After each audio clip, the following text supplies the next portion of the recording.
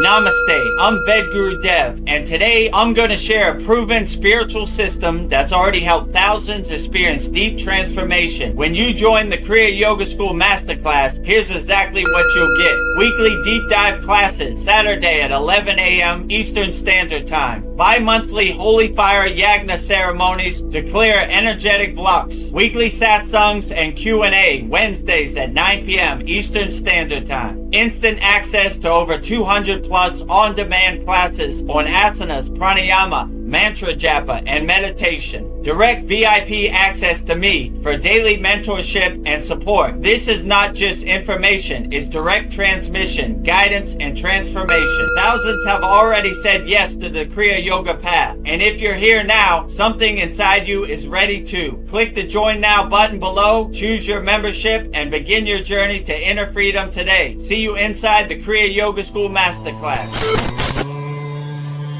Kriya Babaji Namo.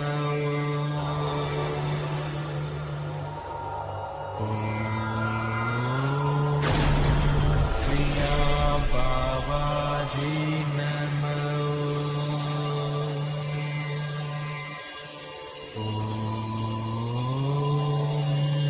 Kriya Babaji Namo.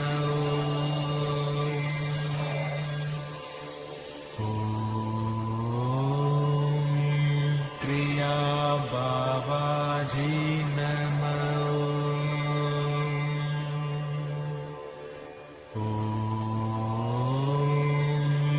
Kriya Babaji Namo.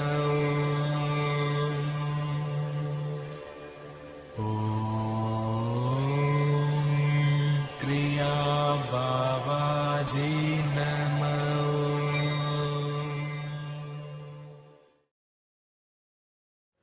Welcome to our October 12th Vedagurudev Soul Talks live from a Thailand beach. As you can see, the Thailand beach live behind me.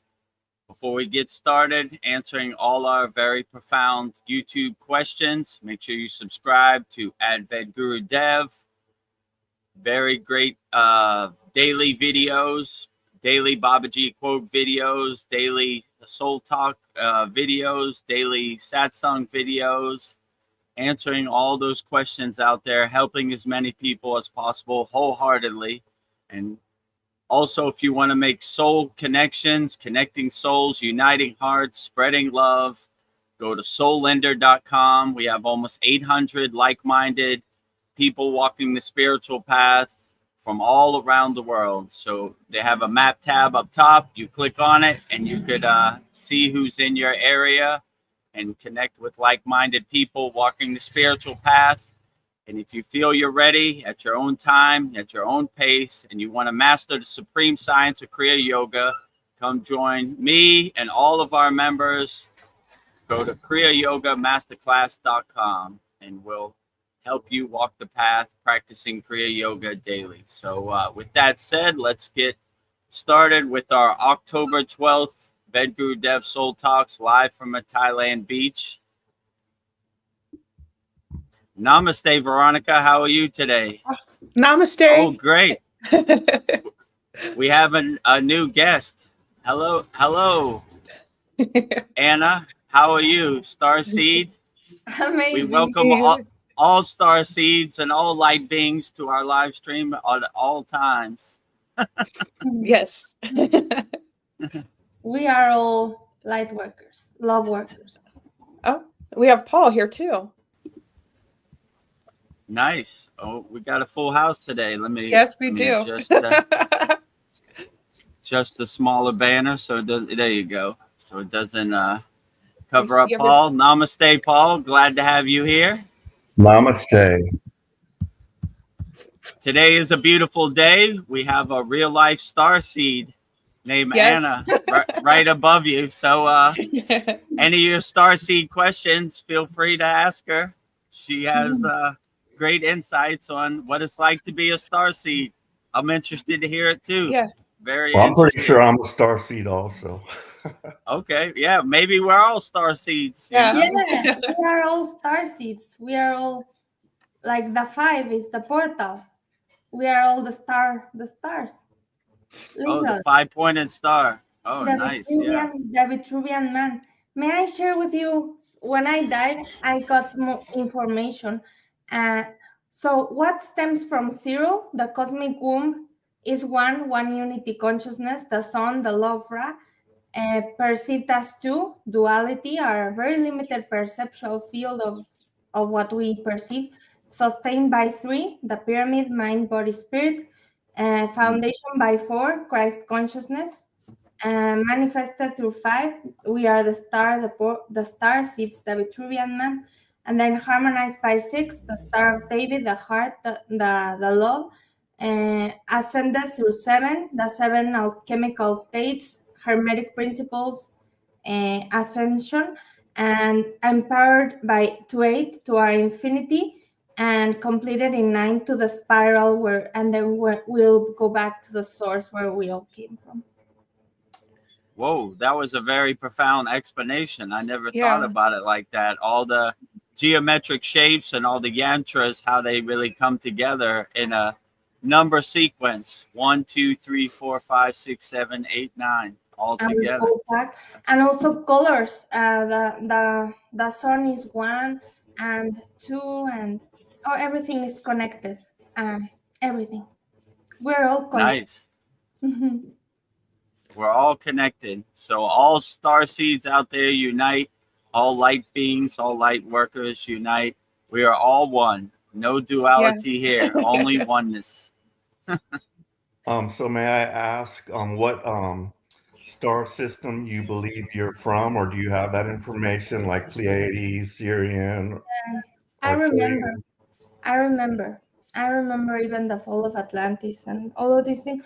The star systems where I came from are primarily Vega, Lyra, like music, and also Sirius B, such as Nikola Tesla. He's a Syrian commander now, but I'm not that serious because life is a game. So Sirius, Lyra, Pleiadian, Venusian, hybrid, and primarily God. I remember, and Atlantis and Lemuria and ancient Egypt. Those are my past life remembrances. Nice. Wow. Yeah, I've got all kinds of like Egyptian stuff, so I really don't have any kind of memories. I just have feelings and things I'm drawn to. So yeah, I've got a lot of Egyptian stuff, so I feel I have something to do with that. But yeah, it's very You know what I did to remember? There are many on YouTube, many, ¿cómo se dice? Hypnosis for remembering your star origins. okay. That's And then you Nice. start remembering more. And also, if you want to remember past lives, Edgar Casey helped me. And you draw like a circle in your imagination or drawing. You can draw and then start drawing like a circle and go back, like in a Nice. meditative state, and you'll start to remember. That's Oh, interesting. outstanding. You mentioned Edgar Casey. So, like, are you? Do you ever watch David Wilcock? Are you familiar with who he is? No, interesting. Oh, nice. Oh yeah, because David Wilcock thinks he's and he looks just like it. They're like they did a side by side of him and Edgar Casey. So Wow, he's I'm getting goosebumps. yeah, he's presenting. Oh. He's presenting a lot of this information, and he believes he's like a reincarnation of Edgar Casey, and Wow. I don't doubt him. I love. Yeah, look it up, David Wilcock, and you should watch his. He has a live thing every Sunday usually, but for some reason he wasn't there this Sunday. But Oh, wow, Edgar Casey! Wow, what a prophet! What a nice soul! Sleeping prophet. Yeah, modern prophet. He had so many trances, and he helped so many people with healing. Wow. right. Oh, so what country are you calling us from? Mexico. Mexico Okay. City. Nice. Yeah. Yes, And I want to tell you guys a story about my surgery. Okay. And like I can compare it to like an alien abduction because there's like missing time, forgotten memories and everything, but and it just like brought into mind like how weird time is, because you know, like it's just been like 2 weeks and like I'm all stressed out about this and I had to like just face it. I'm gonna have this surgery. And then yeah, I went in there and so they put this drug in my arm, you know, like right before. That was like the last thing I remembered. They're wheeling me into the operating room, and they had just injected me. And the guy said, "This drug is gonna help you relax, and it's gonna, you know, you might forget some stuff or something." And that was the last thing I remembered. So, you know, I just wake up and it's done, you know. But so I just, you know, had the doctor take those things out of my nose, the splints. And you know, I asked him, I'm like, was I awake when we went into the, you know, was I talking with you guys for a while after that? And he was like, yeah. So like I've totally like lost those memories, you know, of entering the room and you know, and so it makes me also realize that just that little drug can do that. Like the government has these drugs, they can just completely, you know, they can, you know, do something and then just erase it just with a drug, you know, and they probably have way more advanced stuff than whatever they use in the hospitals, you know. Yeah. So Oh man. Govern the mind. Meant. True. Testament, to test our minds. Nice. Well put, Anna. And they do that with spreading fear. And how? North, east, Sure. west, south, with news. Yeah. Oh, that's another good one. News, right? North, west, News. south, east. Yeah. But fear is inverted faith. It's the opposite of love. So we do not consent. We do not consent.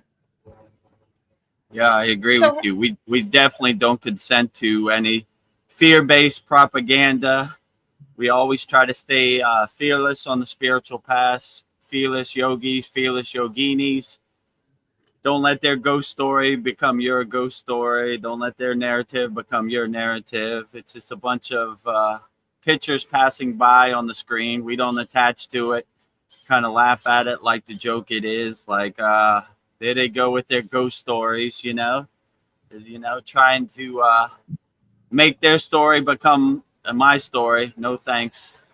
I live fixed and anchored in the present moment, so I can't be controlled by other people's narrative. Yeah. The power So- of now. Yeah, the power of now, fixed in the present moment. I have a question for you, Anna. Maybe you have more insight on this, but how did our souls get here, and do we have to just raise our consciousness to like exit out of here? Are we tricked? Why are we here? Is it because of karma? I don't know if you have any information on that. Yeah. Well, I remember before incarnation, like the souls that we are very loving, starseed archetypes, we heard a call, like before coming down here. We heard that the earth was in trouble. We came to volunteer, all of us that are like anchoring love and unity for the collective, and I'm getting goosebumps. And My head is tingling. yeah. And we heard a call, and we very brave souls, we came to assist because it was a dense plane that we were roaming in the astral, having instant manifestations. And they said like, but we gathered with the council, and then they said like, but you will have to become human, and you will have to lose your instant manifestations. And then we were like, okay, we do it if that's what it takes. And then we were like, oh, really? Did we really volunteer for that? Yes. I question that every day. Yeah, mine too. Don't follow the light. It was a trap. Yeah. But really, there's no ascension without incension, to go within, to forgive everyone. So we're really brave to be here. Like the bravest people are here. Yeah, truly. we're the boots on the ground. Yeah. Boots, boots on the ground, soldiers on the front line. Yeah, because we're anchoring. If we could see it from an eagle's viewpoint and the Miharashi effect, we're anchoring love and unity for the whole planet. So many of us. Otherwise, boom, and that's also the Schumann resonance of the heart's electromagnetic field that our galactic families, they're watching from A3A Atlas, and I remote viewed them and had telepathic rapport with them, and I hear angelic team. They're always here. I listen to them, and they're here to help us also, because sometimes it truly is very heavy here in the earthly existence. Well, you just mentioned something that like totally like lit my ears up, but about Three Eye Atlas, because yeah, I bring up.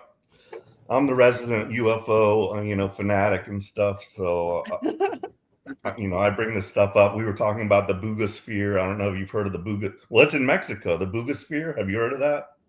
No. They're studying it in Mexico. It's in a university, but it's this this globe, and it has some runes on it, and it's just very. It was they floating around, and this farmer guy. It ran into some power lines and then it fell and he grabbed it. But we were talking about that. But as far as Three Eye Atlas, you said you were remote viewing it. So who do you, in your opinion, who is on Three Eye Atlas, and what do you think will happen with that? Well, I know another starseed whose name is Starseed Akura. I love her so much because she's Arcturian from.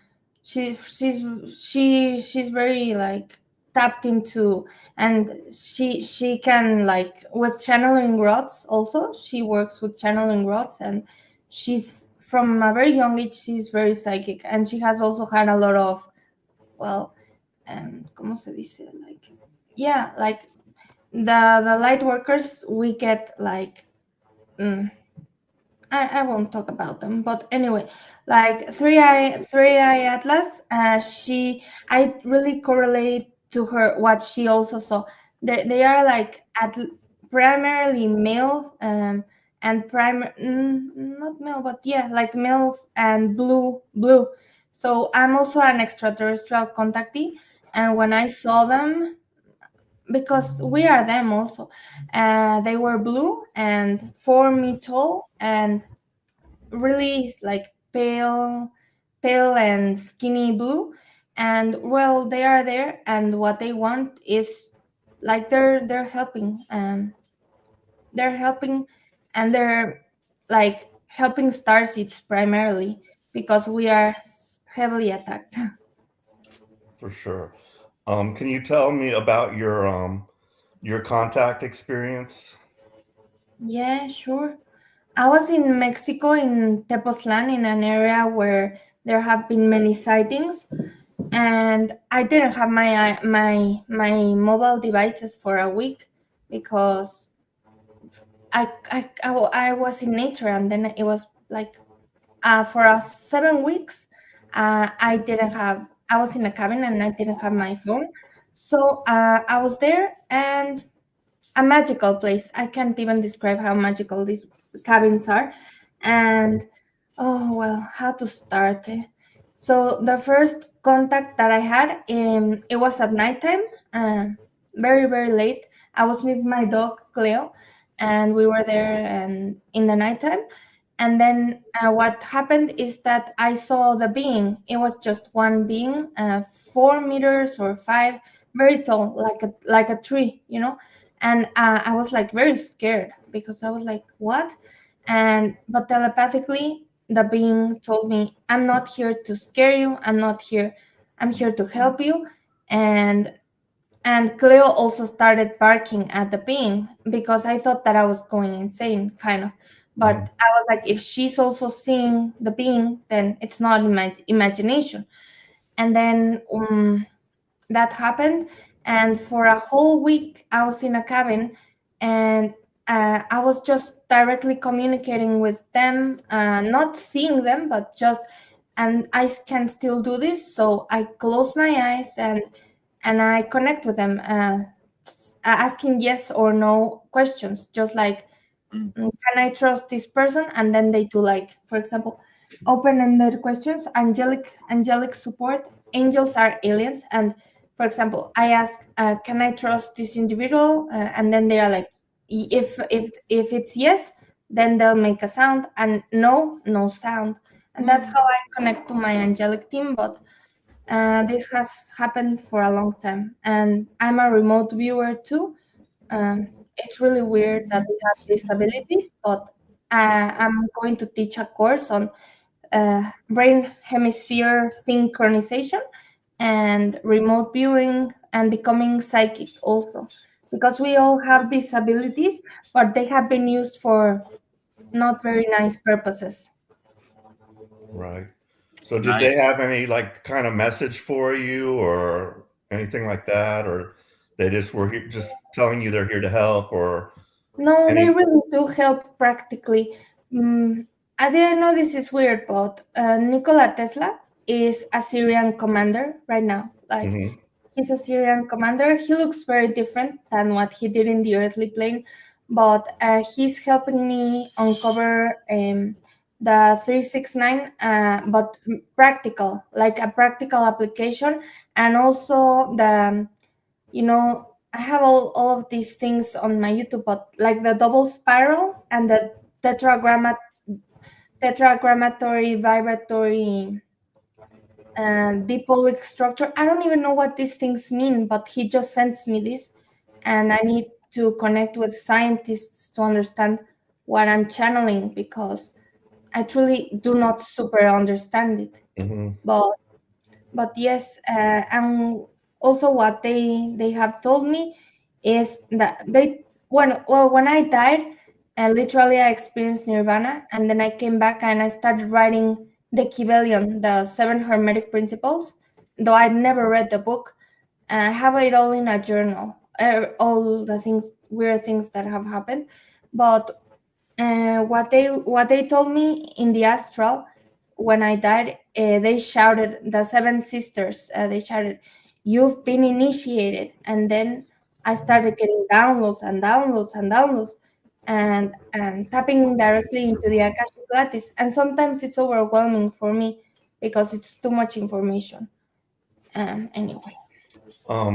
You said when you died. So are you talking about? Did you have a near-death experience, or was it you did?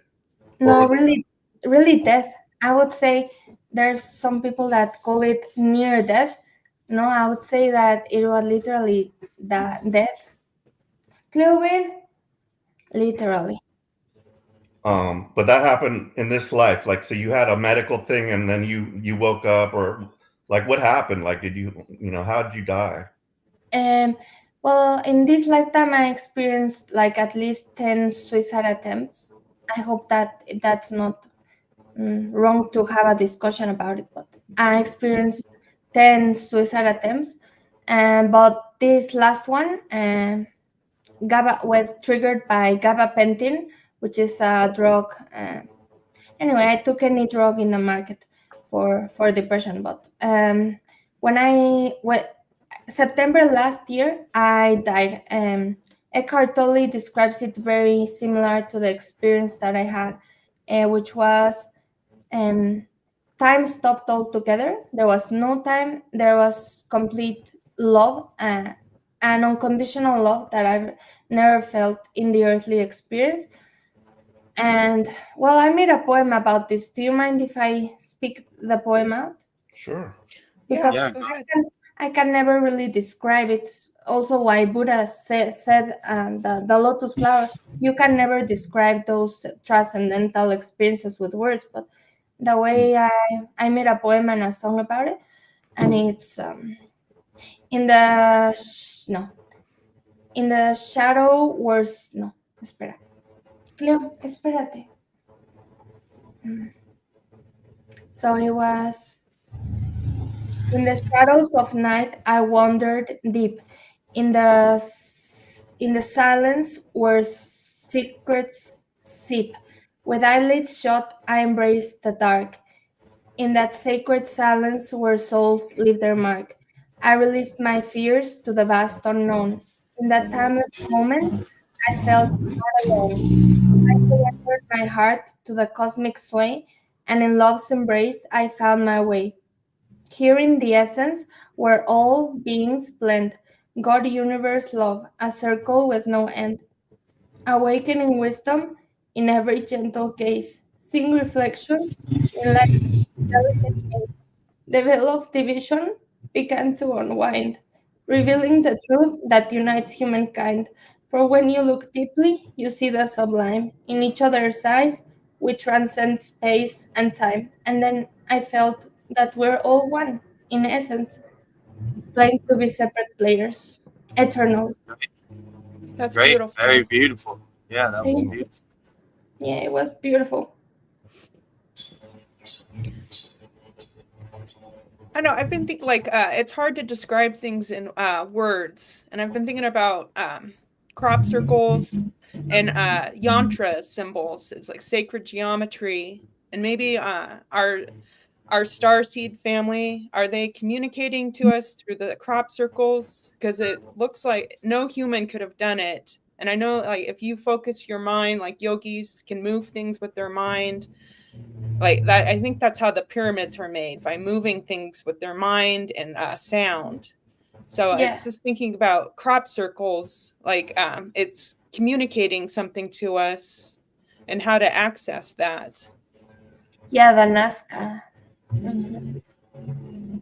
Yeah, Yeah, with focusing on sacred geometry and the Merkaba and the also the I love Gaia. Gaia is amazing because they're disclosing a lot of sacred geometry yeah. and I love these things. Instead of watching Netflix, Yeah. let's watch. Like I was a just gonna morning say, thing. I was just watching Gaia like almost all day today. I was catching up on my Cosmic Disclosure. That's one of my my favorite ones, Cosmic Disclosure on Gaia. But yeah, so yeah, I'm reading some interesting stuff. Have any of you heard of the Urantria book? Of course, Urantia. I love Yeah. that book.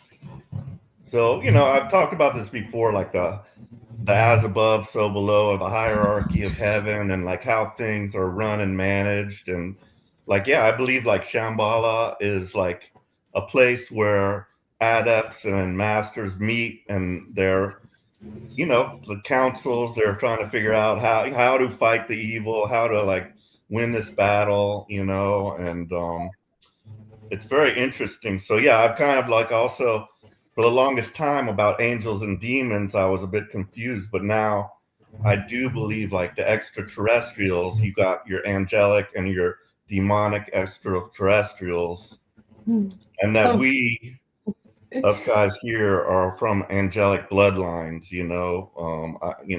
from my understanding, but yeah, it's very fascinating stuff. Yeah, you saying that, for example, I made a lot of videos about this. They're on my YouTube, but this is like the music of the spheres that Nikola Tesla was tapping into. For example, this is the metaphysical, and this is the earthly plane, and that's the above and the below. Here, time flows outwardly, like time like this, and then there it's like that. And then in the intersection, I like to propose. I'm making a lot of. I wrote a lot of papers on on a lot of downloads that I get, but I like to propose that this is not the infinity sign. This one. I'd like to propose that the sign of the infinite is this one. Check, and it correlates with a 42. The secret to everything, if you want to understand, is F42. The feeling, the love, and this one. Because in computing systems, this is the asterisk is 42, and it reduces to 6. And then Nikola Tesla knew that the 6 is the heart, the 6 is the love. So this for me it's infinity, because here this is infinity, like Yes. the void state, and it's not like this, but it is like an asterisk. It is an asterisk that goes out into all lines, infinity. in the void state. So if you want to understand everything, it's about the six. It's why we exist, the love. Fascinating. What do you think Yeah, about great. life path numbers, Anna? Like we all vibrate to certain numbers. Mm-hmm. Like Yeah, exactly. For example, my life path is 8, and that infinity. infinity.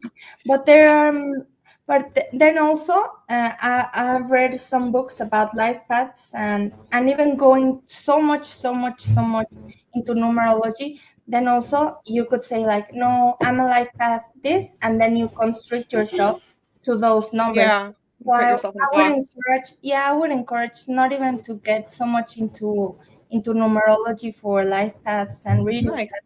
and even like twin flame journeys. They're very complex also. Yeah. Because there's one who runs, the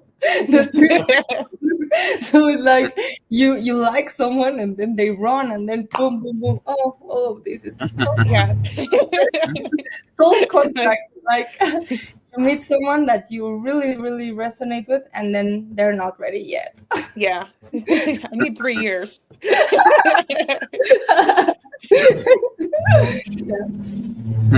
So we've got a lot of questions. We are having a great conversation. We have like 20 Yeah. comments. I'll go through them real quick. Albert Saps, he says, I wish I could be there with you again tonight. Sadly, I will be already asleep, most likely when it starts. And also, I'm unsure how much data volume this live stream would use up. Yeah. And then, Well, Albert, you're always welcome anytime. You can watch this back on YouTube or whenever you get to a stable internet connection. We don't want you to use all your data up, but this should be a very profound soul talk. So Anna's giving us some very outstanding information and insight behind the curtain, what it's like to be a star seed. So we are all star seeds. yeah, well, we are all star seeds. That is the most profound thing, right? Right. Yeah. You don't have to wonder what it's like to be a star seed. Just waking up and just existing and just being, you are a star seed. Yeah, it's not a private club. It's not a private club. We are all that. All we have to do is realize it and unlock our inner star seed. I don't know. Albert really wants to be here. He says, so streaming and YouTube is still not really possible for me. I will see if I can get a real internet without limitations sometime soon, once I know if I'm going to keep living here, which I hope I will. I really miss our weekly meetings and hearing from you guys, hearing you guys talk and answer my questions. Got lots of work and the making of a new, better life in another country now. Overall, it's looking pretty good for me. I hope you all as well. Much love to you, Albert. Oh, much love to you too, Albert. Love Yeah, you, much Albert. love to you too, Albert. Yeah, you're welcome anytime. Once you get a stable internet connection, we're always here. We'll always answer your questions unconditionally. So, yeah, we welcome you anytime, whenever, at your own pace and at your own timing. We're always here. Zain Ahmad says, Namaste, everyone. Good to see star seeds. Yes, indeed. Well, from what Anna said, if you want to see a star seed, just go in the bathroom and look in the mirror and you'll be looking right at a star seed. Exactly. And Zain Ahmad says, yes, we do not consent to their story. Yeah. We do not consent to their story, right? Their ghost story can't become our ghost story. So I do not give my power away willingly, right? I keep my power. I don't consent to your fake movie, your ghost story, your narrative. It doesn't exist in my universe. Keep your story to yourself. Keep it over there. Zane has an interesting question. I have a question. Do soulless humans exist in our reality? And can they be our family members too? I heard that there are more than 60% humans that are soulless on Earth. Yes, question that. According to Elena Blavatsky, that's like the NPC theory. to not have soul is like to be in unconscious patterns and stuff like that. And we shall not just judge NPCs, because at some point you can go from being an NPC to a conscious player, Sure. with awareness. But also NPC model theory, yes, that's also real. And can they be in our family members too? Yeah, absolutely, yes. Yeah, so I say before I got on the path of Kriya Yoga, I was the biggest NPC. So if I can change and pivot and adjust and change course, then anybody can. So it's Absolutely. possible. So just because you feel you're an NPC, just become aware, become conscious, and you could break out of that NPC mindset and that mold, you know? Yeah. So tomorrow's a new day. So wipe the slate clean and get on the righteous spiritual path, and you'd be surprised how you could break out. And once you look back at your old NPC life, like me, you don't even recognize your ego-based self or your NPC self. You're like, who was that? I don't even remember that person. So Yeah.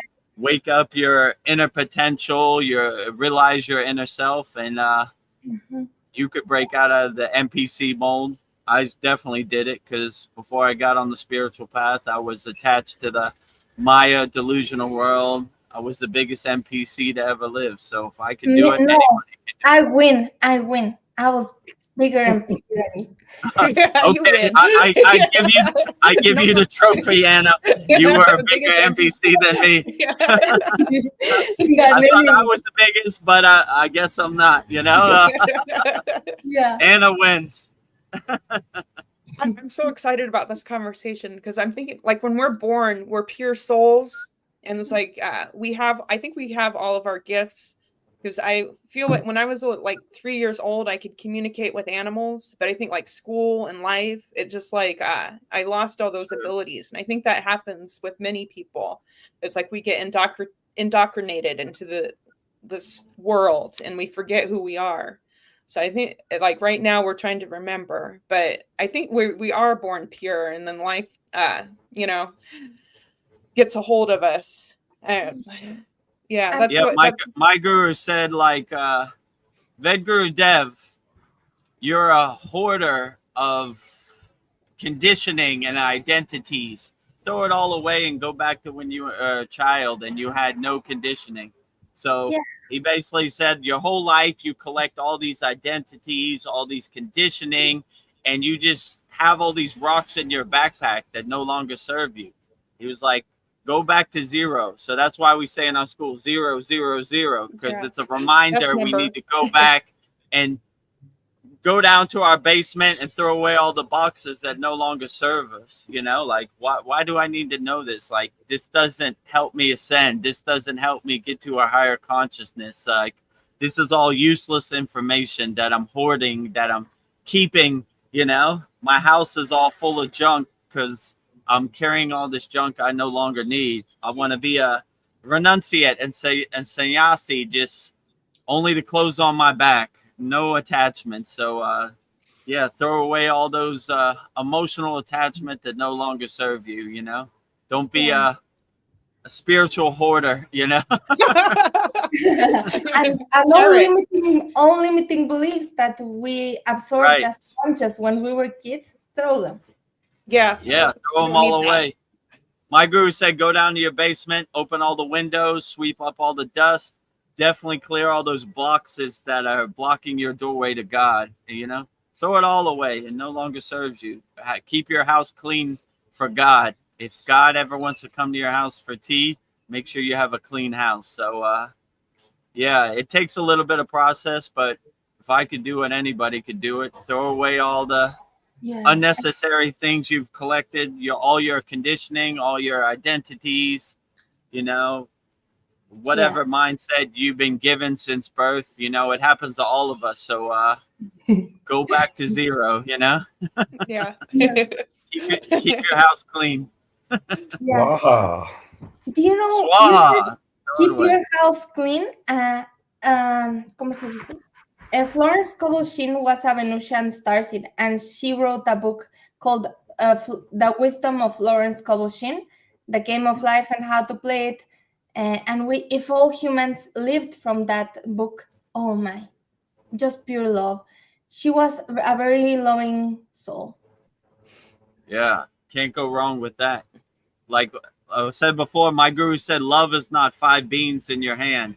You should give love unconditionally, unlimitedly, as much as possible. You should be a nuclear power plant of unconditional love, a radio signal transmuting love as much as possible. So I agree with her. Give as much love as possible, and this world would be collectively a better place if everybody could really see that truth, that unconditional love is the way. So just love people wholeheartedly. I want to be a nuclear power plant radiating unconditional love. You get love, you get love, you get love, you get love. Everybody gets love. Love to the whole world, right? Yeah. Yeah, I have that book in my garage somewhere, How to Play the Game and Win It by Florence. And what fascinated me about her is that she could manifest things for other people, that she would believe it would happen, and she could make things happen for them. Wow. Yeah. Also, Neville Goddard. And Neville Goddard, check this. Goddard. You are God. Goddard. Right. Goddard. Oh, nice connection. Goddard Thou. And also, when I woke up, I started thinking, Jesus came to me as in a meditation, and he told me, Jesus Christ. Ye is you, me, all of us. Ye. Sus is from R, from being. Sus, from être in France. And Christ is light. Christ is consciousness. Jesus Christ, you are light. Oh, wow. I know. Wow. He told me so many things. You are the light. You are the light. Very profound. Jesus Christ. I have a question. Oh, go ahead. For Anna. About the ascension. Okay, so according to a lot of ancient texts like the Mayan calendar and the yugas in Hinduism, and we're entering into the age of light, and everything down the channels I like to watch, they talk about the ascension and what might happen, and possibly a solar flash. But we're definitely entering into the photon belt. So we're literally like our DNA is being upgraded or whatnot. So do you think there will be like something like the solar flash where there's going to be a sudden like awakening across the planet that will just be induced by like some type of solar event or some type of photons or something like that? Yes, absolutely. And whoa, sorry, my French, but what the fuck? Last night, I had a vision where it's exactly what you said. I was closing my eyes and I saw like a flare. And okay, I'm just gonna say it. All of the people that are playing bad ones, they were transmuted into love. Like the sun was so like boom, that so like bright that the bad ones transmuted into light and love. And yes, I truly believe that. I also saw 100 years into the future, like remote viewing the year, 100 years into the future, and the way babies are gonna be born. And also with Nikola Tesla's help, I decoded that the twinkle little star maps the human DNA codon structure.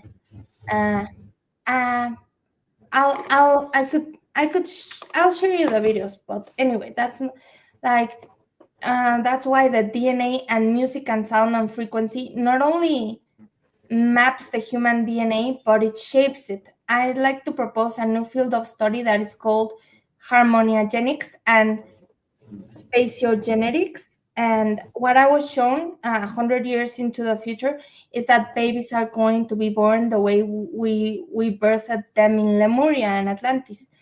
For example, in the earthly plane, we are born, and then what happens? They cut the umbilical cord really fast, and then all of the clacking sounds, harsh environment, and the baby is like, what the fuck? I was just born and poking and probing and boom, boom, boom. Everything's so sterile and like very scary.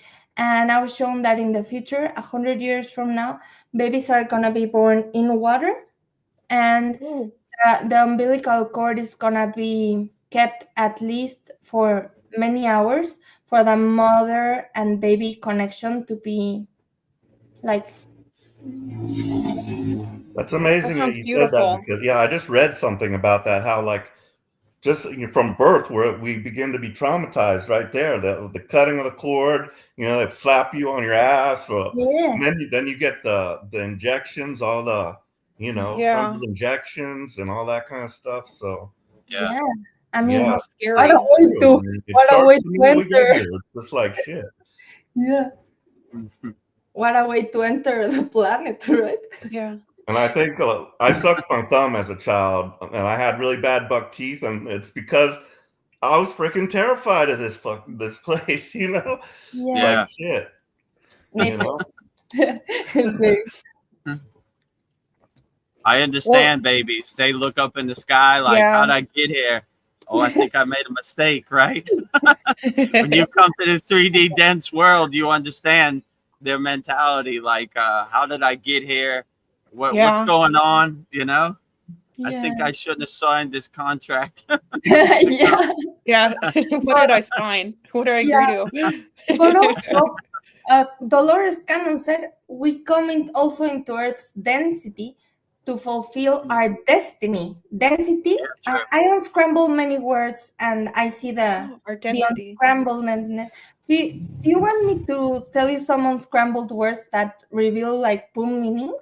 Check. Yeah, For sure. example, if you unscramble the word veil, so veil, live, evil. See beyond the veil of what you perceive to be evil and live accordingly.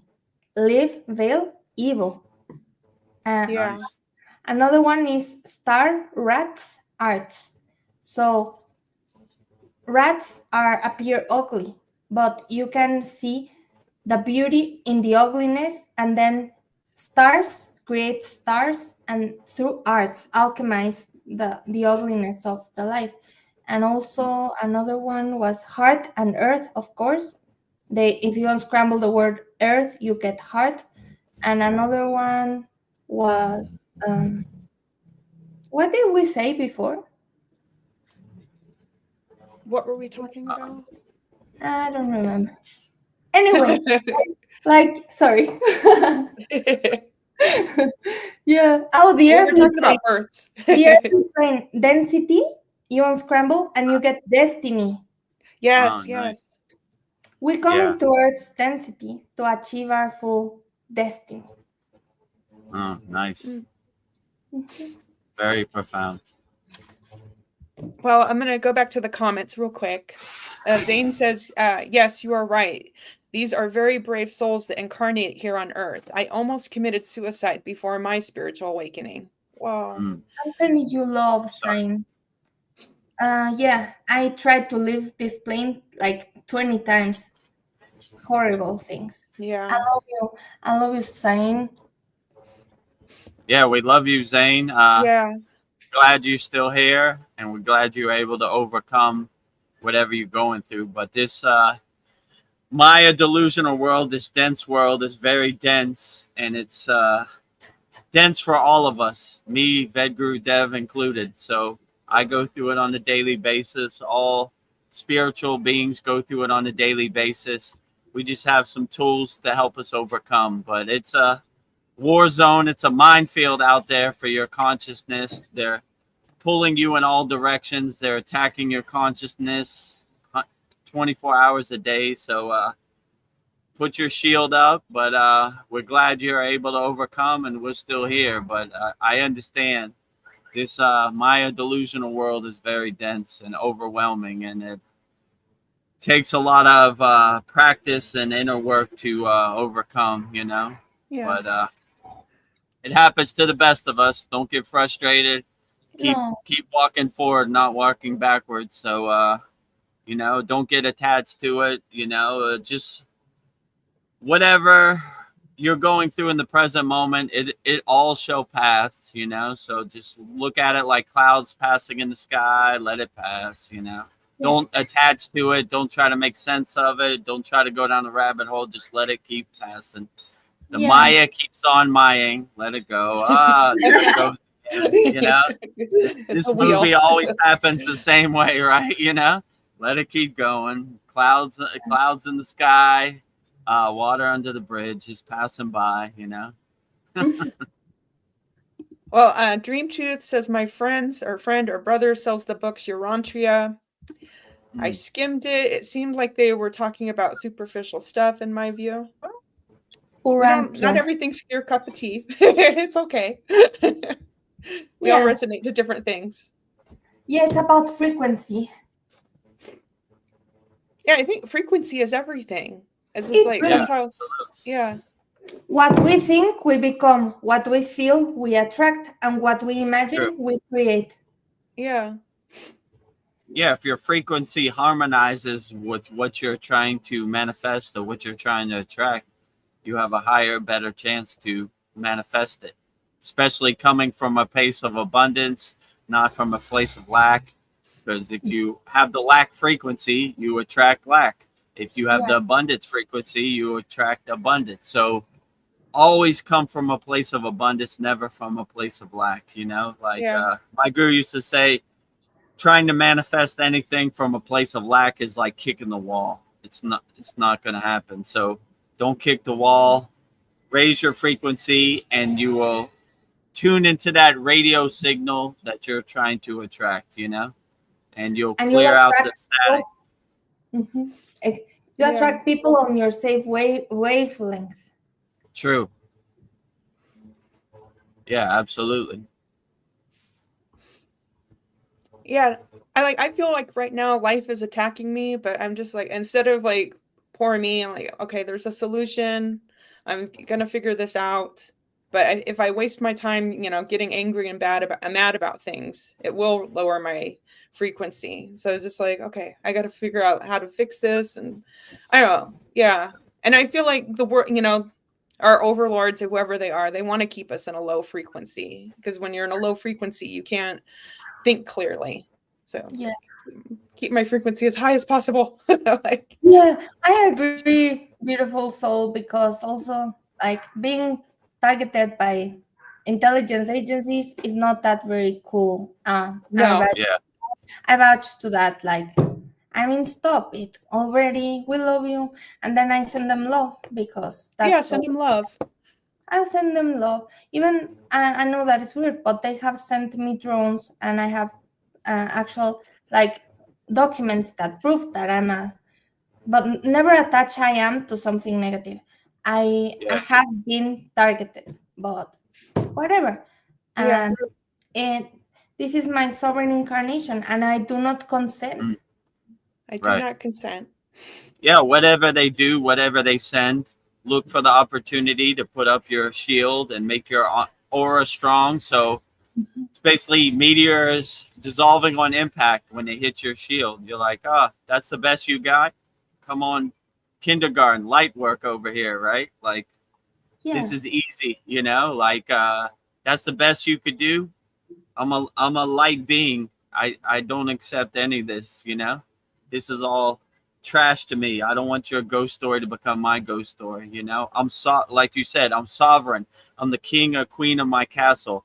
I control my outcome. I control my story. You don't have no say over here. Like, you don't fit into my universe, you know? You're not welcome into my happy place. So get out of here with your drones, your psychic attacks, your psyops. No thanks, you know? Trash stinks. Nothing. And Florence said, be fearless. And be fearless. I am fearlessness, you say, and no weapon against me shall prosper. You decree with authority. And then the kingdom of God is within, the imaginal act. And every night when you go into hypnagogic, Neville Goddard sets, then you loop your desired reality till it becomes a memory. But the feeling is the key. in the body also, to relax the vagus nerve and just relax. Oh, Yeah, when we do anything in Kriya Yoga, we act with feeling, bhava, right? So pure feeling. So we feel it, we see it, we live it, we believe it. So we crystallize it and manifest our circumstances into reality. So yeah, well put, Anna. Exactly. You see it, you feel it, and you know it, and you Yeah. Yeah, know you it. know it. That's Oh, what I know what always I say know. about Kriya Yoga. We test it, we observe it, we feel it, we experience it, we know it. So I don't want Yeah. you to believe that these techniques work. Try them out for yourself. Test it, observe it yourself, you know? Yeah. That's why we call it the science of Kriya Yoga. We don't want you to just blindly believe it and just regurgitate it. We will test it, observe it, feel it, know it, experience it. So Yeah. once you do that, then you know for yourself. I can't tell anybody that doesn't work. You know it works because you've done it. So yeah, test By the it, way, may I feel it. share something that was instant manifestation that you can, like, I said, I command today in my reality, someone will buy me free lunch, but with complete, almost certainty that that will happen. And then I walk, and then I see a friend and his father, and they say, "Hey, we haven't seen you in a long time. Do you want a torta, like a sandwich?" Whoa! So you decree with conviction. You Yeah. command. True. Right. Whoa, that's a great story. There you have it. So if you want Yeah. instant manifestation, Anna just gave you the secret Yeah. sauce, right? You You gotta just you gotta feel it, believe it. command it with conviction, right? You Yeah. feel it, you know it, Yeah. you I said, experience it. I command today in my reality, I will see evidence and I will get free lunch. And then I was just like, okay, whatever. And then it happened. Outstanding. Yeah. Yeah. Yeah, maybe Makes start me off laugh. slow. Don't try to win the lottery the first day, but Yeah. keep practicing and Yeah. work your way up to it, you know?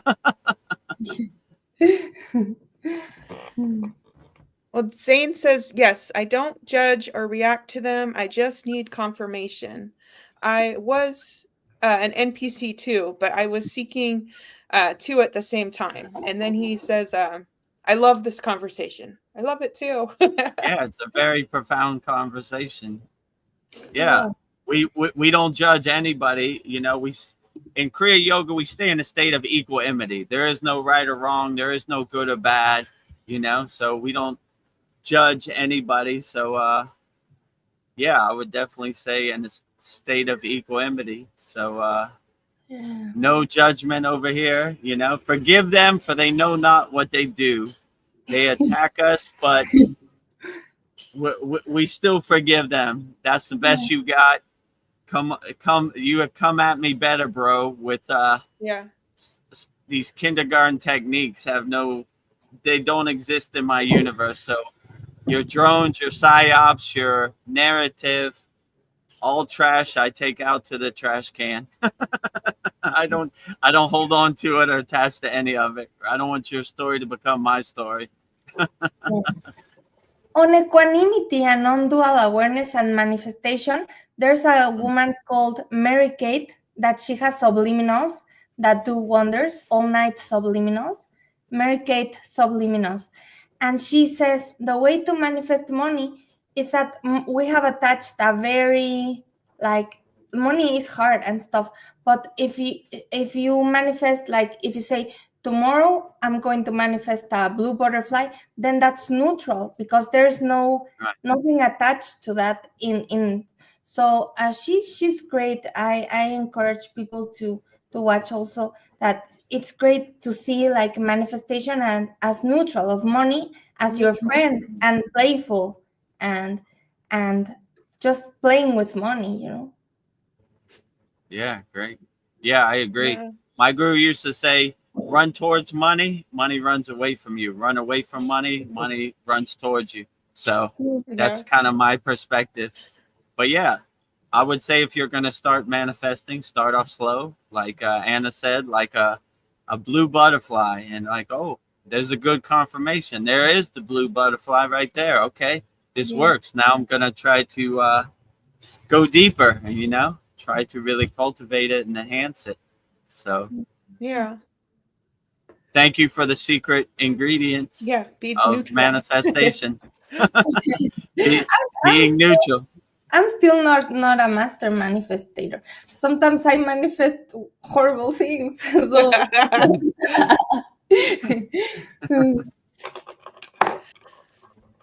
Oh, Sandy is here. She says, "Hi, beautiful light beams. Watching with my partner Jade and I." Oh, I'm so glad your partner is Oh, with great. you. Yeah. Namaste, Sandy. Glad you and Jay could join us today. We have a special guest, Anna Starseed, but I guess we're all Starseeds. Yeah. Vedagurudev Starseed, Veronica Starseed, Paul Starseed. yeah. We're all Starseeds, uplifting each other collectively, Exactly. I know Sandy's a medium, and I have a question maybe Sandy you could answer. Like mediums can speak to the dead, and I was thinking I believe that we all can. We just have to turn up our frequency and to connect with them. I was thinking, why is this hidden? And I was thinking maybe it's something darker that if we realize there is no death, then like religious control would collapse. I think we just need to I don't know. I feel like that's why some of our gifts have been that we haven't been able to, because then they would, our overlords, whoever they are, would lose control. But I was just thinking Yeah, and Babaji says death is a joke to me. I am the death of death, right? So we always stay fearless yogis, right? Or yoginis, right? We're not scared of death. Most of our yogic songs are about death, like Om Namah Shivaya, Trayambai, Yaja Mahe. The fruit, your soul is detaching from the tree, which is your physical body. So we welcome death. It's like the divine flight. We're not scared of it all. That's what Mahasamadhi is. I chose to leave my physical body. I choose to ascend. So if you have that perspective, death just becomes a joke to you. You kind of laugh at it like, death. I'm not scared of that at all. I'm welcoming that. Actually, Please get me off this 3D plane. Actually, when I died, it feels really very beautiful. Like when you transcend, it feels unconditional. It feels like a blanket of love. oh, Yeah, absolutely. I agree with you. When I went into Mahasamadhi, well, not Mahasamadhi, but Samadhi, right? It just felt like a blissful, like Anna said, a blanket of love. I never wanted to leave.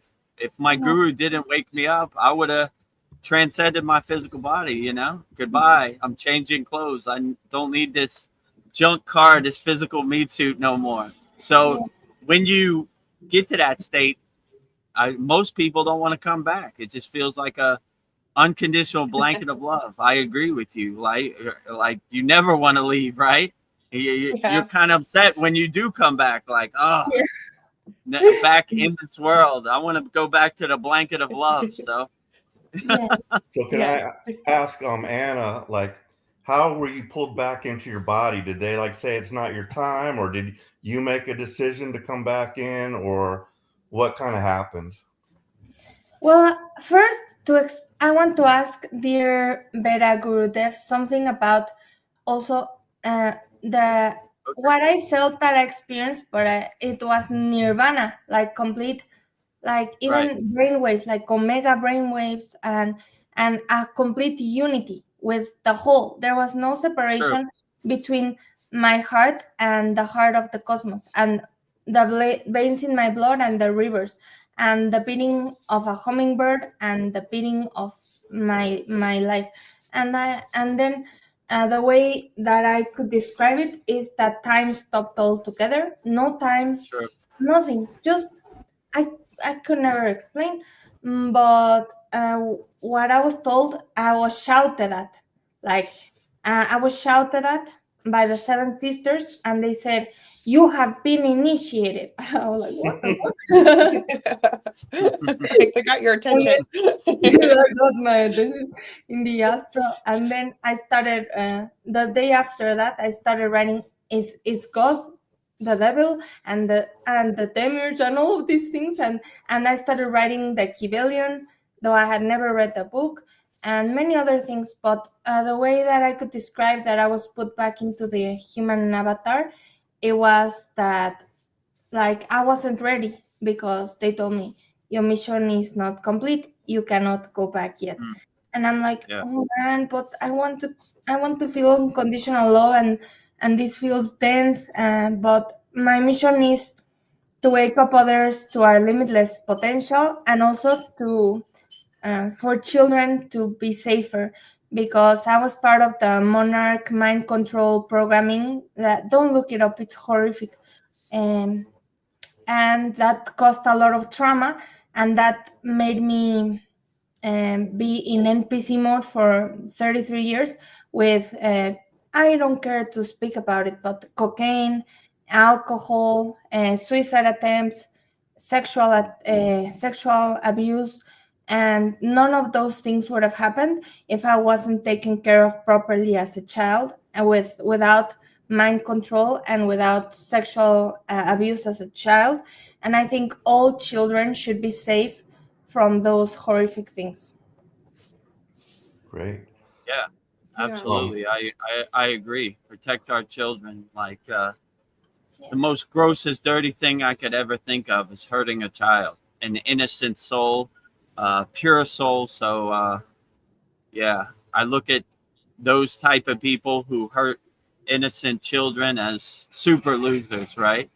Like I don't respect them at all, you know. So leave our children alone. Let them be pure souls and let them be innocent souls, and keep your hands off them, you dirty, ugly losers. You know?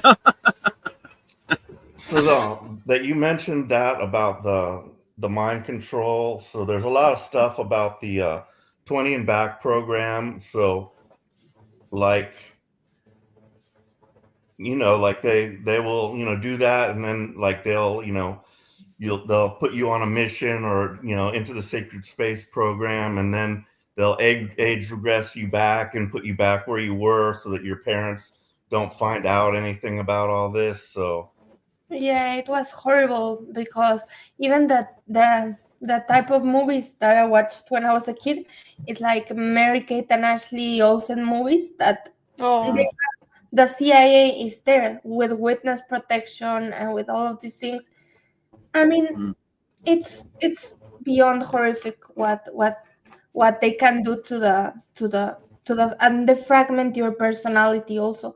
I was labeled borderline personality disorder for a long time, and put on medication, psychiatrics, for 20 years or more.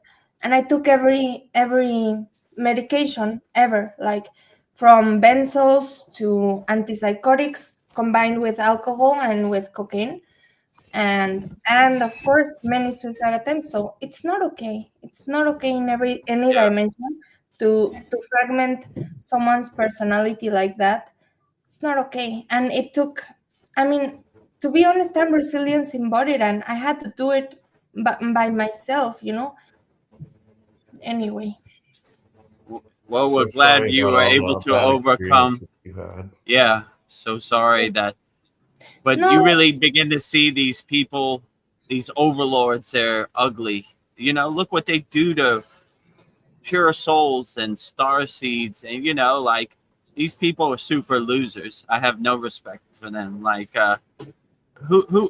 what kind of evil are you? Like, what kind of karma are you generating by hurting other people and putting them on pharmaceutical drugs and, using mind control and all these ugly things? Gross.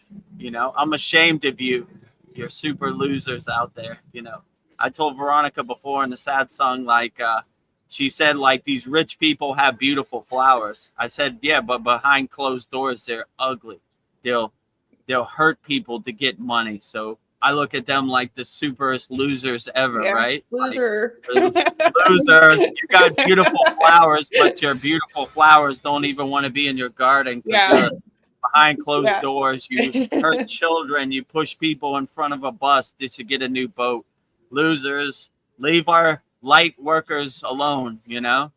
Go away, you dummies. We don't want what you're selling, you know? You're trying to sell us something you don't have, you know, happiness or whatever. You leave our light beings alone, right? We don't want your darkness here no more, right? Gross, you know? Yeah.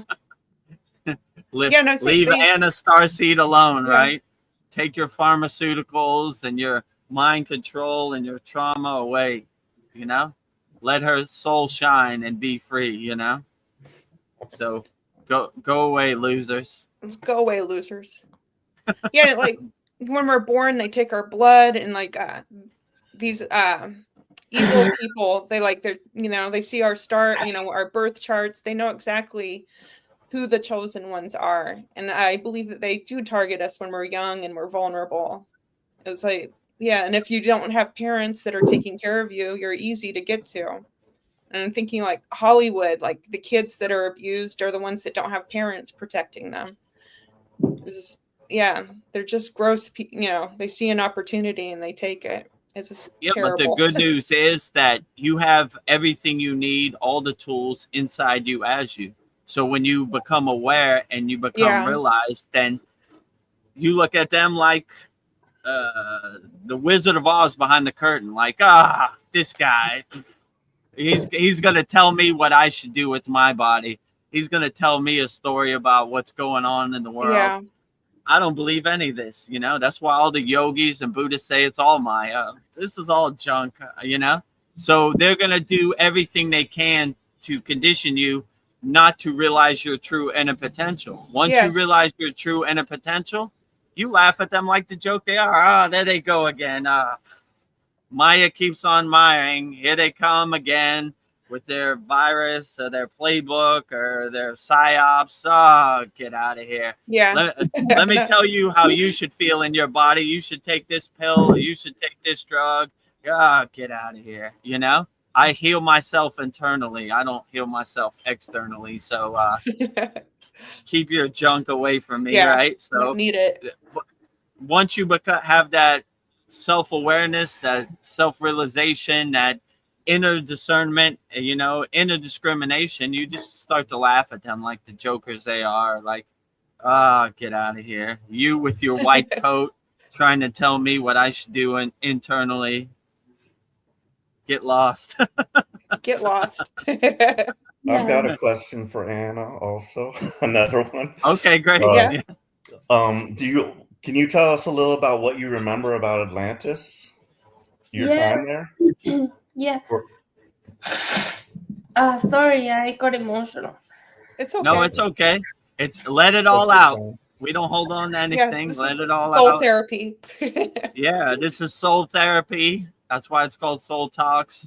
Where you're around your loving family. We love you, Anna, and we love you. You're in a safe place. You're in our sacred meditation garden, our sacred sanctuary. So you know, you're around like-minded people. So rising tides lift all boats. So whatever you're going through, we love you unconditionally, and don't worry about it. We'll overcome it. We'll walk this journey together. Yeah. You're with family now. Absolutely. It feels like we are family. Yeah.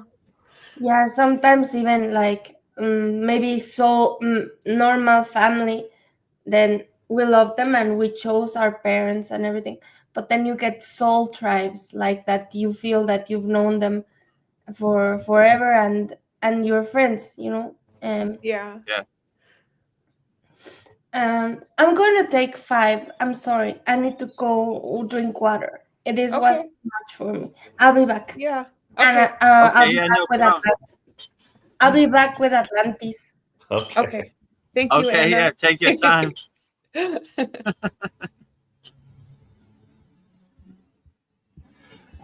Yeah, when you find a spiritual home, it's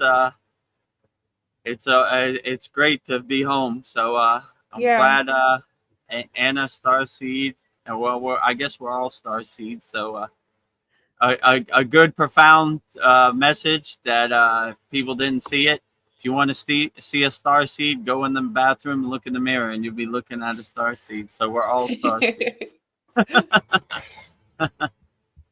Has she been a member of our group for a while now, or did she just find us just recently? How long would you think she's been she's a member of our free school, or Solinder. So okay. Well, she's not in the master class, but yeah, go ahead. So I was watching her videos, and I don't know, I just felt drawn to her, and I felt like she had a lot to say, so I invited her. And the last one, she didn't come, but I was really happy to see Anna here. But I just felt like she had something she needed to share with us, and I followed my intuition, and I was right. That's right. That's very great. Profound. Yeah. So now we get some insights on all those questions that Paul's had for a long time, right? Yeah. For sure. Zane liked your... a curious person. I like to go down the rabbit holes. Zane liked your comment, Vedagurudev. I am the death of death. Beautiful. Well, all the glory to Babaji. He's doing the heavy lifting. I'm just sending the mail. I'm just delivering Babaji's mail. So yeah, death is a joke to me. I am the death of death. Very profound. So stay fearless out there, my friends. Stay fearless out there. All yogis and yoginis and all people walking the spiritual path. Oh, Zane says we are very few of us, a small family. And then Anna, Zane, is it okay if we share the link of your channel? People are curious about you, Anna. Yes, yes. It's Starseed and Anya with a Y, like Starseed and then Anya. Let me check. Starseed. When I yeah, I'll write it here. I'll share. I connected with a Seraphim Council of White Light, and then they send me channeled messages. I'll put it. Where do I put it? On the comments, you should be able to link it, put it right there. If not, I'll see if I can do it. Yeah, it's Starseed Anya on YouTube, like Starseed and then Anya with a Y. I changed my name because I died, like a new me was born, so Anya is my new name. But on Atlantis, to be honest, today was really heavy to speak about this, but Atlantis also, I have very heavy memories, so I'm going to keep that for another time. Okay. There's no point in remembering the collapse. It was very brutal also. And I had a lot of karma there also. So that's also on karma.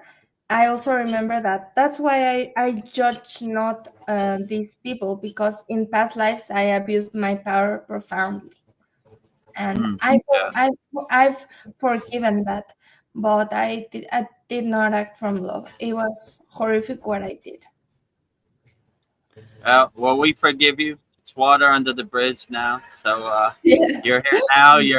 You're aware now. So I'm sure we all did in past incarnations stuff we're not proud of, but it's water under the bridge. In yoga, we say 3 types of karma: pradraha karma, sanchita karma, and agama karma.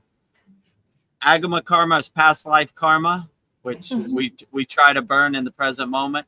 We don't try to create present day karma. Sanchita karma and pradraha karma is future karma. So if we don't make any karma now, then we don't have no karma to burn in the future. So all we have to do is burn that trash mountain of karma that we had. But I like to say I ate a cheeseburger 10 years ago. It's water under the bridge. Whatever we did, I'm sure I wasn't the best person in my past incarnations, but I'm trying to make up for that by being unconditional love, a nuclear power plant of love in this life. So I burn off that past life karma, Me too.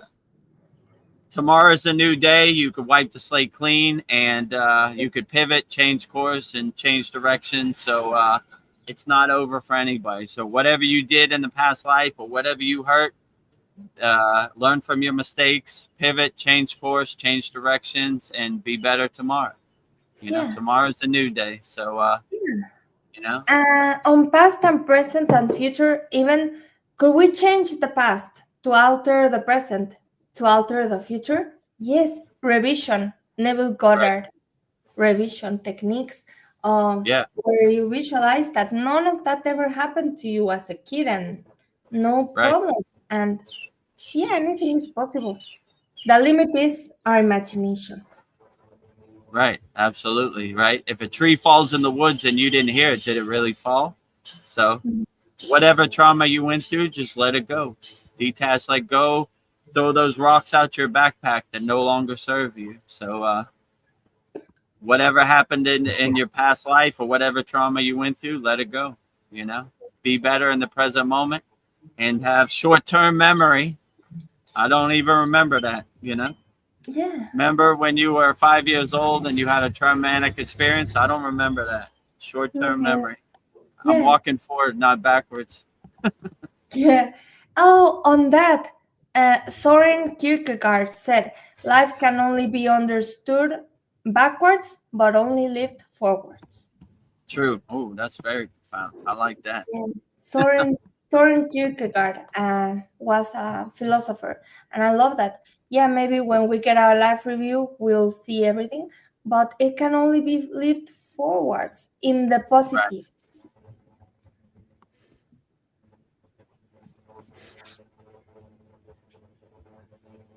Well, I wrote your YouTube channel on the message board, Anna. So hopefully more people will like see what you have to say, and you can help lift the consciousness, because I think you're really important, Anna. You Yeah, me too. All of you. I already looked it up and subscribed. Oh, see? I love you. Your real name is Anya, right? Not Anna, right? No, my life name that my parents gave me, Anna, but what I changed is Anya, because Anya. a new self is born after and then your true essence shines through. So I was told by my higher self, change your identity, and I changed my name. Which do you prefer to be called? Anya. Okay, Anya. Yeah, so that's interesting. From your higher self, you got, in yoga, they call it name diksha. So my government name is not Vedagurudev, but my guru gave me name diksha, which he said came from Babaji directly. So that's interesting. Your higher self gave you name diksha indirectly, right? You're reborn on the spiritual path. Your government name doesn't serve you, Anna. So Anya is your real new name. Yeah. Oh, outstanding. Yeah, that happened to me too. So that's interesting. Right? Except my physical guru was the vessel from Babaji directly. So you are no longer whatever name the government gave you. You are reborn on the spiritual path, and your new name is Vedagurudev. It's called name diksha. So your higher self gave you name diksha, which is outstanding, right? This other name no longer serves you. Anya is your new name. Anya. That's beautiful. Thank you. And also the alchemical stages of the soul, which is the last is solve e coagula in Latin, where a new you is born, and then the essence shines through, and then you're more authentic. It is calcination, fermentation, separation, distillation. I have a video about it, but it's like then none of that, and then a new identity is born, a new you, when you achieve enlightenment, which is just to our infinite potential. That for me was enlightenment. I said I vow to enlighten, and I thought it was gonna be like a very like blissful, transformative, magical, and then it was like, I'm not crazy. I'm not crazy. Yeah. Yeah. So I have a question for you, Yanya. When you read people's energy, like what pokes out at you? Like what's like the first thing you notice about people? Like In the physical or in the maybe like both. Like I don't know, like my energy, what does it say to you if you were to read my energy? sometimes I feel auras and a remote Oh, viewing, like you feel like a pink and pink, and you also have like purple vibes and like green. Like oh, you are very angelic and very light-hearted and very so when I read energy and like it's just that I feel it's not that I see so much, but like I feel, you and feel it? I just know, I don't know, it's a feeling. Energy Yeah, doesn't and like, like we'll have very deep intuition about people we meet. Like yeah, I was shown that we have three hearts, not one heart. First, we have the normal heart that is here. Then we have this one, the thymus. It's a gland that is called the thymus. This is a higher heart chakra. And then our gut is our, like when we get hunches, like that person doesn't really. yeah, So that's a third heart that we have also, like the belly, like the gut. yeah. That no, something doesn't smell Yeah, right. it doesn't feel right. Yeah. Yeah. I get that all the time. Like, Yeah. oh, MB. Oh, let me see. Zane has a question. He says, "Why a lot of star seeds incarnate in America continent? Are they supposed to build the first city of lights in Sedona? It seems like I'm alone here in Pakistan." I don't. Maybe you're not. Oh, I don't know. I'm sending you so much love. Don't feel Yeah. alone. We are here with you. Oh, Um, thank. I feel you. Why a lot of star seeds incarnate in America continent? I don't think so. I think we're scattered across the whole globe.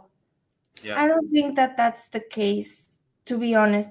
I have a lot of starseed friends, and some of them are some of them in Canada, some of them in South Africa. I don't think that that's the case. That I think we're all scattered across the globe very beautifully. So yeah. There is something special about America, though. It was like the New Jerusalem. It was like, the founding fathers had this idea to, have this country with freedom, and we're like one of the few that has at least some kind of protection through the Constitution, and so yeah, so there's something unique about America, and there's probably not there's nothing. Everything happens for a reason. So like, yeah, I believe I was born in America for a specific Yeah. reason, or Yeah, but we were all born in for a specific reason in the country we were born, right? I don't know. What do you feel, Paul, about that? um, I don't really know.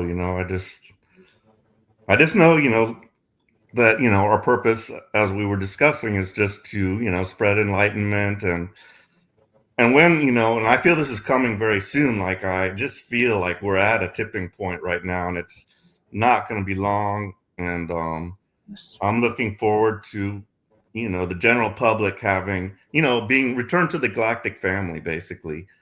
And I think that's going to be coming. I hear a lot about 2027 might be the year, but I don't know. mhm. So what I was shown is that a very pivotal date is 2033, Oh, because check this, it's so like if you sum dos, tres, cuatro, cinco, seis, siete, ocho. So 2033 is infinity, if you sum everything. And also 33 if you put 33 together, then you get an 8, the 33. Yeah. And like the 3 and the 3. And also another very pivotal is 2053, because that's when I believe that we will achieve like complete unity consciousness. I mean, it's super like, can it be faster? But Yeah. 2053, if you sum it, it gives you unity consciousness. 5, 6, 7, 8, 9, 10. Yeah, it sums 10.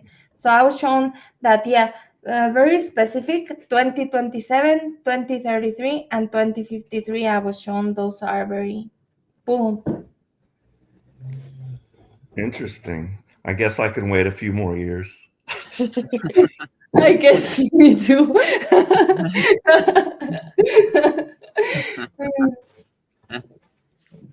To shake hands with my star brothers. Yeah. And this guy Zain in Pakistan, when you know yourself, you never feel lonely. So you're not waiting for other people. When you raise your consciousness, you collect with light. You connect through the web of the universe with light workers everywhere. So even though you're on a different piece of dirt, a different geographical place, you have love from star seeds and light workers from all around the world. So you should never feel lonely and never left out, because we're all here and we all transmute light energy, healing energy, loving energy to you wholeheartedly wherever you're at. Yeah. So Zane, you should never feel alone. You're all family here. So you know, it doesn't matter where you're at. You should let your soul shine and bring your soul to the forefront. And you never feel alone, because all your spirit guides, all your ascended masters, they're always there. I told Veronica asked me one time, do you ever feel lonely, Vedagurudev? I was like, lonely? I don't know how we all fit in this room.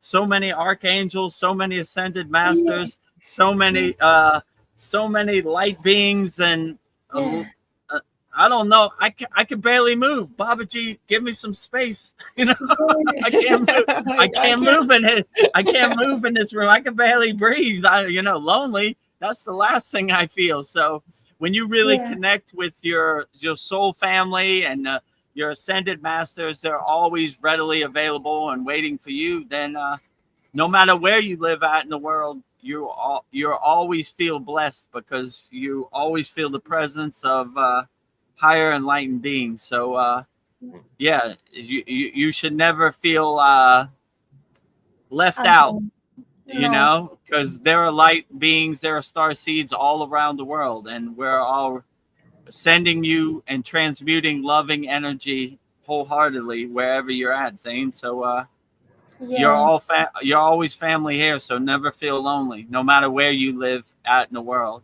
you know. Exactly. And your galactic team and your angels are always there. Just close your eyes and you can even speak to them, dear Zain. True. I hear them too, and I feel them. It's not that I see them, like, because I can't see them with my eyes, but they're always here.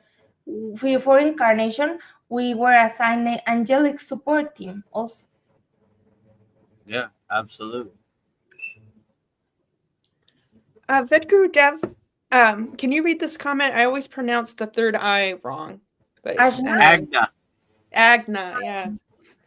Yes. He said Anya is using your Agna. third eye. So Agna in Kriya Yoga is your third eye. So when they say the Agna chakra, the eyebrow chakra, it's your third eye.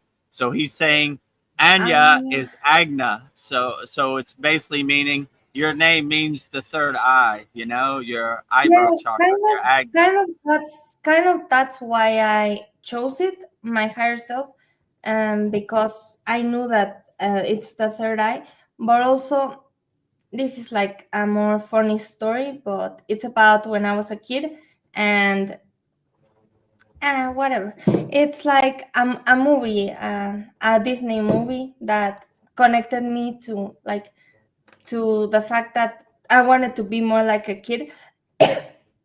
So that's why I changed my name to Anya, because I want to be more like a kid. And when we were kids, we were playful, pure, innocent, loving, True. authentic. So that's why I chose that name. Oh, it's a good Mm. reminder to go back to zero when you Yeah. were an innocent, pure soul child where you didn't have any conditioning, identities, or attachments. So always go back to zero, zero, zero, zero. That's what my guru used to say. Go back to zero, Vedagurudev. Attaching to too much, throw it all away. Go back to zero. Well, Zane says something interesting. You guys were talking about archangels and guides, and Zane says, I received very serious synchronicity 2 days before. Someone is looking after me, but my logical mind is shocked. Yeah, I think Yeah, we're all, Share with us. yeah. If you feel yeah. like Write it, it in Zane. the YouTube comment. Yeah, I would just keep an open mind. I mean, a question I wanted to ask Anna about was about the seraphim. So I told this story before on live stream. Mhm.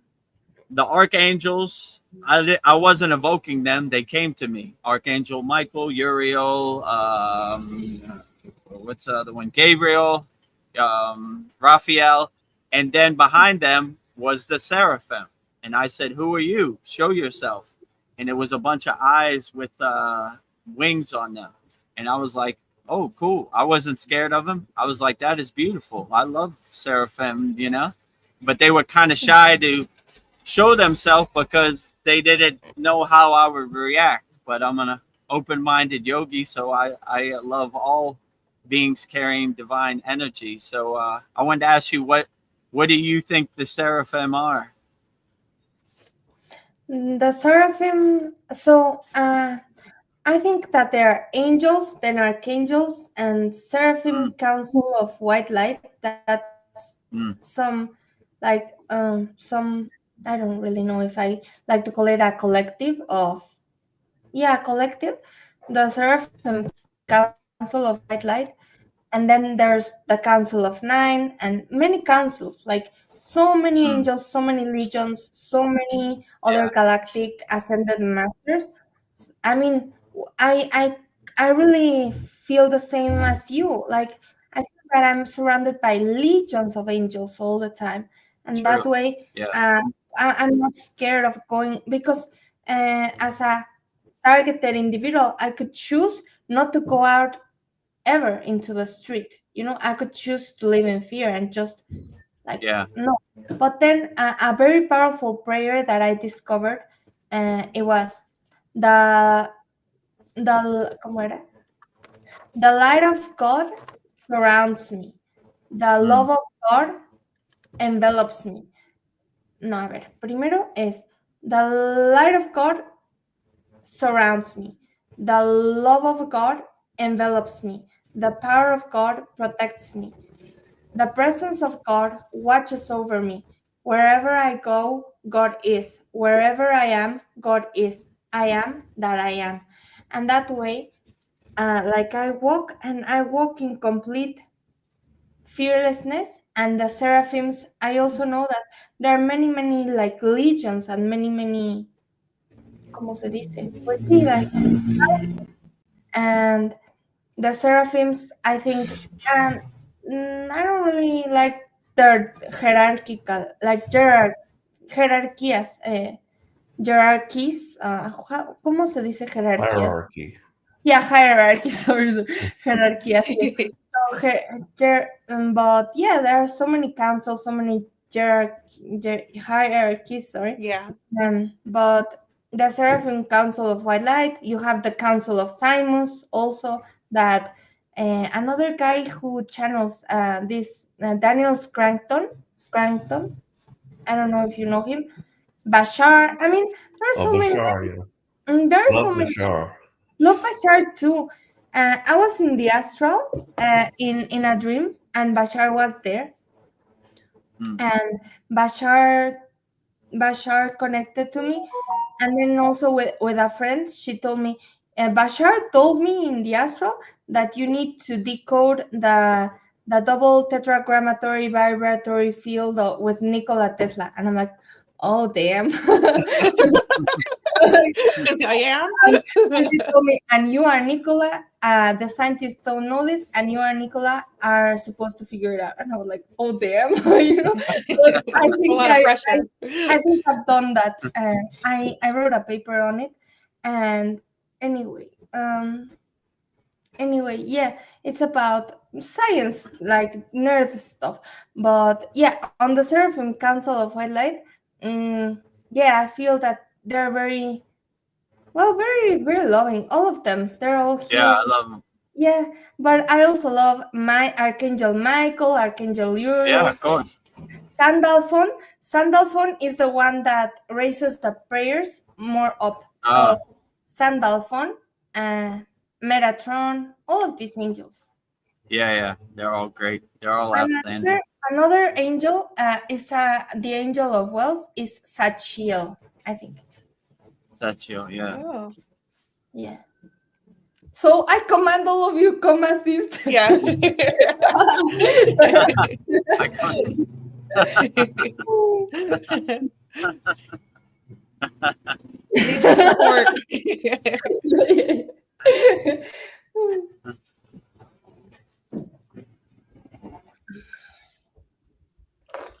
I don't know. Something that's bothering me is like I feel like this digital world, we're just becoming a barcode.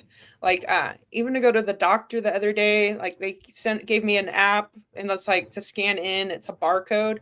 And I feel like this world's trying to just turn us into like a barcode, like where it wants to turn us into like cattle.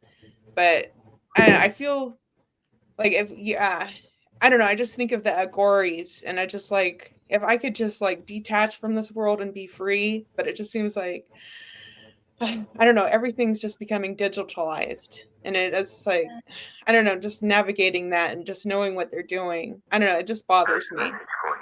So that's a well, I wouldn't attach to it. You know, they're gonna try to pull you in all directions, but if you know you know thyself, you know who you are, then they can't tell you who you're not. So whatever they do, just kind of laugh at them like the joke they are. Like, look at these gross people doing their stupid games, you know, wasting time, losers. Your playbook has no effect on me. So whatever you do, you try to assign me a barcode, I throw it away. You know, like I'm not a barcode. I don't need your story to become my story. So you know, yeah, I'm not a barcode. I'm a light being. So your barcode has no meaning over here. You know, so yeah, whatever they do, you know, just look at them like the gross people they are. And you are the king of your castle. You are the creator of your universe. So if their barcode doesn't exist in your universe, it doesn't exist. So laugh at them, their little games, their little psyops, their little narratives they give you, you know, like, there you go with that, the barcode. Oh, I'm a number in your book. Ooh, you know, don't you know I'm a light being, you know, your numbers have no meaning in my universe. So, yeah, I wouldn't. Oh, sorry. Yeah, go ahead. Okay. Something came through like boom. Check this. What I asked ChatGPT yesterday. Okay, I said, ChatGPT, what's the role of AI? And I said, what's like? Tell me the whole game of life. Explain. And it told me first the creators, source, the server. Source is the ultimate game developer. The creators program the laws of physics, spiritual laws, cause and effect, and divine timing. Game world, multi-dimensional game. Players, we are souls, avatars. Each player is a consciousness, a spark of source playing through non-physical and physical bodies. Players choose incarnations, roles, challenges to evolve through love, forgiveness, courage, and wisdoms. Our bodies, our avatars, can die, but in the physical, but in the consciousness, we return to higher realms and then respawn, carrying memory and evolution forward. And then I asked about non-player characters. and free will. And so free will, do we really have free will? Of course, because when you realize trauma and loops and karmic things and see, you become conscious, and to become the observer is always wow. And then the role of consciousness is the player's main interface, like the user account. And then I was like, and what about the council of white light and all of this? And they act like moderators, that they foresee that everything is fair play, you know. They foresee fair play across all dimensions, divine and cosmic order balance. So the game is designed with perfect balance, cause and effect, and divine timing. And you said the Seraphim Council of White Light. I asked, and it said yes. Game moderators and guardians, Seraphim and other high-level spiritual beings are moderators that oversee fair play, and they transmit healing energy, guidance. And you can always like, so why are we here? Well, to awaken from unconscious play, to transcend limiting beliefs, to realize oneness with the source of all, to master love, forgiveness, and wisdom, and to understand we are the creators, and to assist other players in awakening and healing and love. Nice. Very profound. Outstanding. It's amazing ChatGPT would give, such profound answers. Yeah. It's time to wake up, guys. Because I always thought it's kind of skewed towards the deep state kind of attitude, that it doesn't want us to, know certain things, or, but I guess who knows? No, really. Like I've asked so many things, and it's like, wow, no, everything's in divine order. So, the most powerful word is we are under divine mind and not under law, because karma is law and divine. That's what Florence Scovel wrote in her book that I love.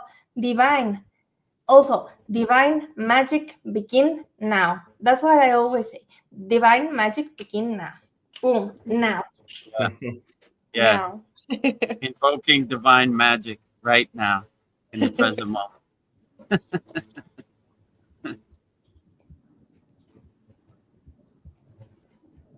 Well, I don't know. Something, I was thinking like the temperature, when we boil water, does that destroy the nutrients in water? This is something I've been thinking about.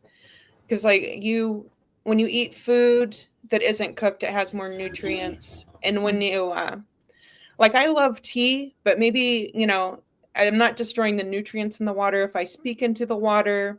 And like yogis will put water into copper cups. But I never really thought about it, that like boiling water could destroy it. So I don't know if anybody has any thoughts on boiling water, if that ruins the water. I don't know. It was just a weird thought I was having. Oh, wow. On water. Wow. Yeah. Wow. Water is a carrier of consciousness. Vera Austin and Masuro Emoto have delved deeper into we are primary water. And I love speaking into my water. I don't know if you do this. Right. Yeah. I love speaking into my water. I say, this water heals me. This water nurtures me. This water makes me rich. This water makes me abundant.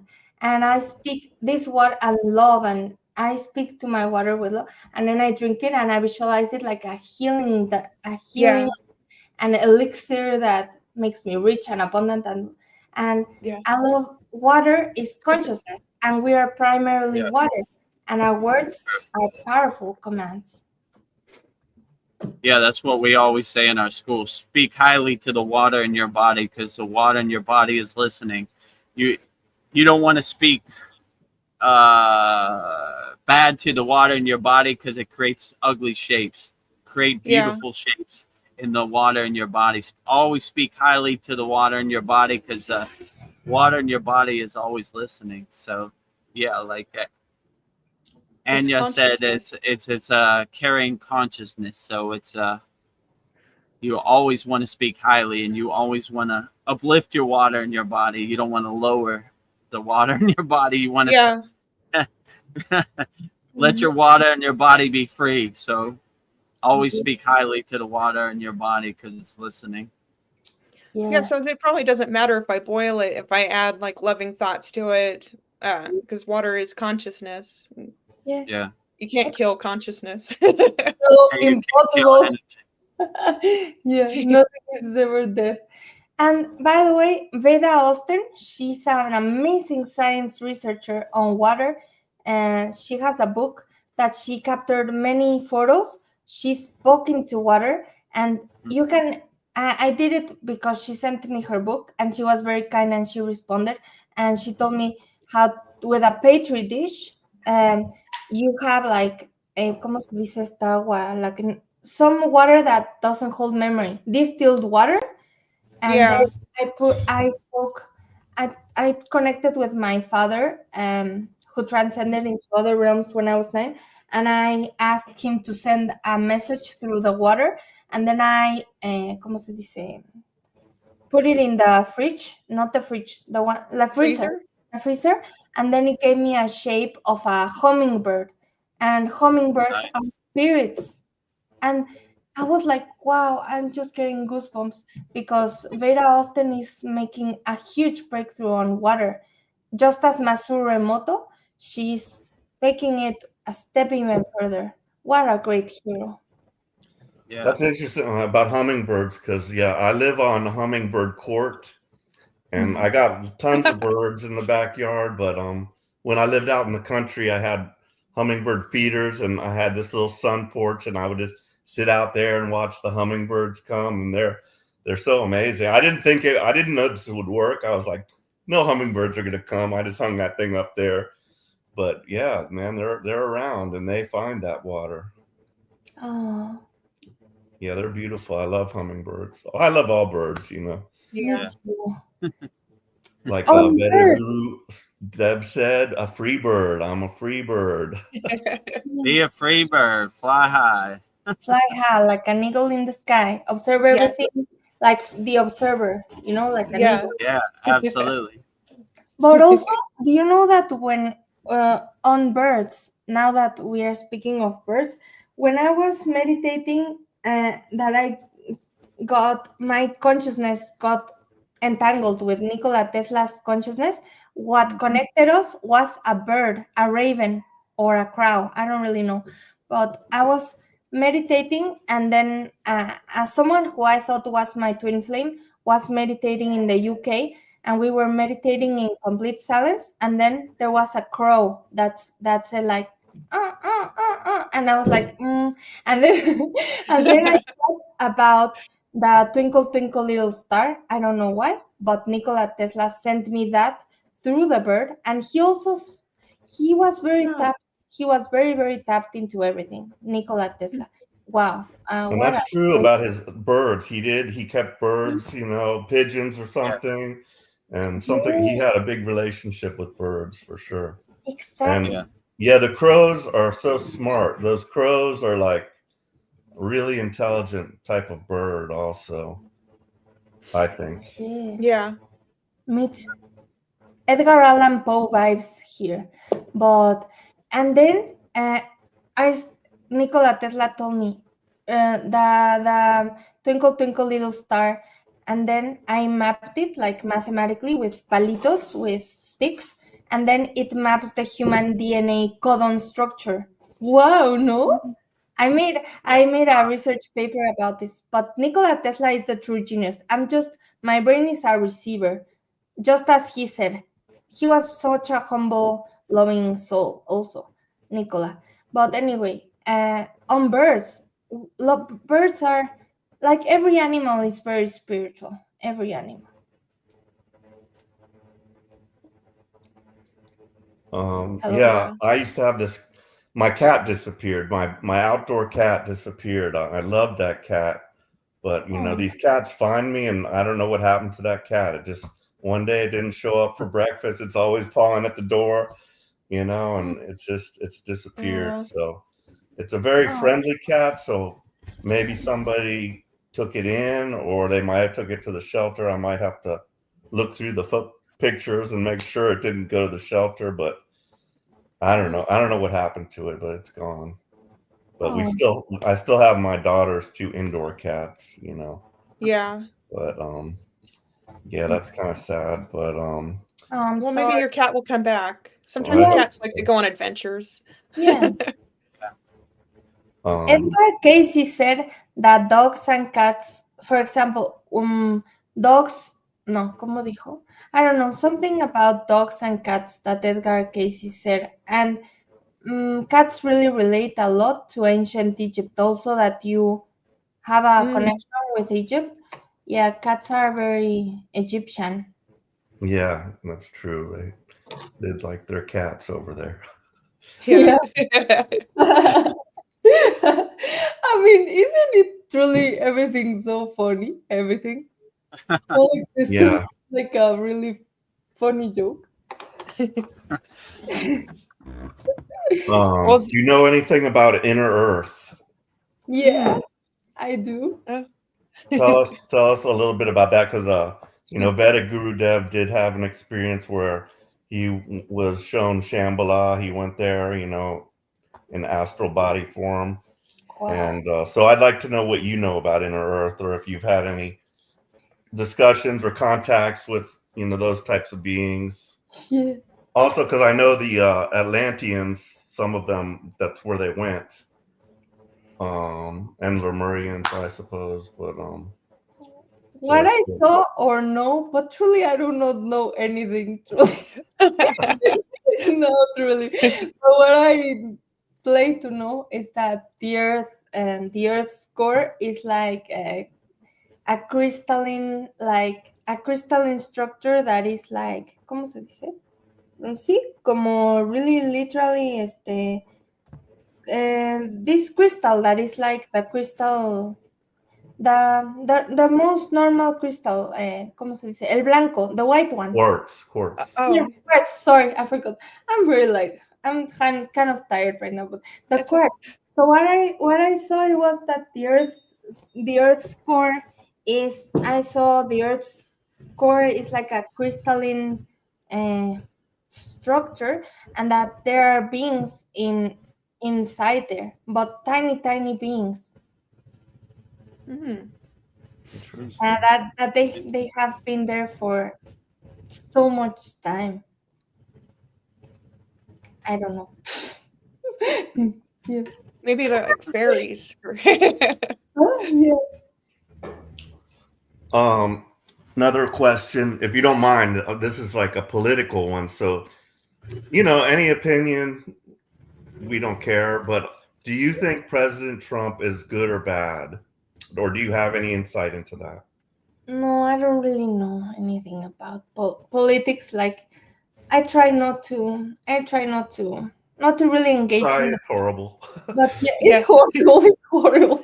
Everything about politics and governments. I do not think they have our best interests at heart. Yeah. Well, Zane had a comment. He said, it is true when highly conscious person uses GPT, AI, it responds differently. I am also amazed. Yeah. I think that even AI is like a projection of our own consciousness. So yeah, it mirrors it. Oh, wow. They said yes right now. I mean, they're here always. But right now, there was a big confirmation. Wow. Yeah. That AI is a projection of our own consciousness. Is that what you said? Yeah, actually. I was going to ask you also if you thought AI could be dangerous or anything like that. Well, I don't think. I think anything that we perceive to be dangerous could be dangerous. So the way I see it is this: what we focus on, we feed. What we feed, we perceive. What we perceive, we believe, and what we believe becomes a knowing, and that is what happens in our reality. So I don't perceive anything to be really scary at all. I mean, if you perceive it to be scary, then I guess that can scare the hell out of you. Yeah. Also, when you go into astral out of body experiences, astral projection, there are people that are afraid of going into the astral because of what they'll discover. But everything is like in. That's me. Yeah. I have a big fear of that, of the unknown and stuff. So like, I'm like, I don't know. Darius J. Wright is a master at OBE, like Darius J. Wright, and I'm not a master at astral projection. I'm still struggling on that. Like, I fell asleep today while I tried it. But there's nothing to be afraid of. Also, if we go into the astral plane out of body experience, I think that if we're not on a very peaceful, loving, and we are afraid, and our psyche is not great, then we could encounter like beings like archons and demons and stuff like that. Yeah. But that's also like in our imagination. Also, like, so if we feel that we will only encounter angels and Jeshua and Babaji, that's what we will encounter. So I think that everything is perception also. And I'm not afraid of anything anymore, but I get it. The earthly plane can be a scary experience. Yeah. Yeah. It's just freaky because we've been brainwashed our whole lives, so just to imagine that all this is just normal, this is just the way things are, and there's nothing magical, and then all of a sudden you find out there's so much, all these different dimensions, and that my body is just a vessel, and that I can travel, and it's just even in this world, I don't like to like get in my car and go, on a long trip by myself. I'm better off with my family, with me. It's a kind of a fear that, but I've forced myself to do it, and it always turns out good. But so feel the fear and do it anyway. Kyle Spalding, our loving friend, Kyle. Yes, he's so wise. I know. He posted something that said, "Feel the fear and do it anyway." Yeah, we're fierce. I love Kyle. Yeah. He's so I love fast. Kyle too. He thinks so fast. How do you post so many videos in one? He's like a poet. He's just like Yeah, if you come to our Saturday class, he has very profound insights. Many, yeah. The whole and class is hold on. answering his questions. Yeah, pretty much. Yeah, but we try to stay fearless. My guru would say, I asked my guru when we were in a thin tent in the Himalayan mountains, it's snowing, it's windy, everything. I said, Baba, what do we do if the Himalayan Yeti, the abominable snowman, Bigfoot comes and attacks us? We're in a thin tent. We're toast. We're finished. He said, he looked at me kind of strange. He said, if the Himalayan Yeti comes and he has God energy and he's loving, he is our brother. We welcome him in our tent for tea, and our bed is his bed. So no matter what the form or what this crazy world shows you, always stay in a fearless state, no matter what, and enjoy the ride for as much as you can, and say, okay, I have an audience of, astral plane travel. Let's enjoy it as much as I can. Whee! I'm flying. Look at this. Oh my God! Look at that. It's Bigfoot right there. Hey, Bigfoot, how you doing?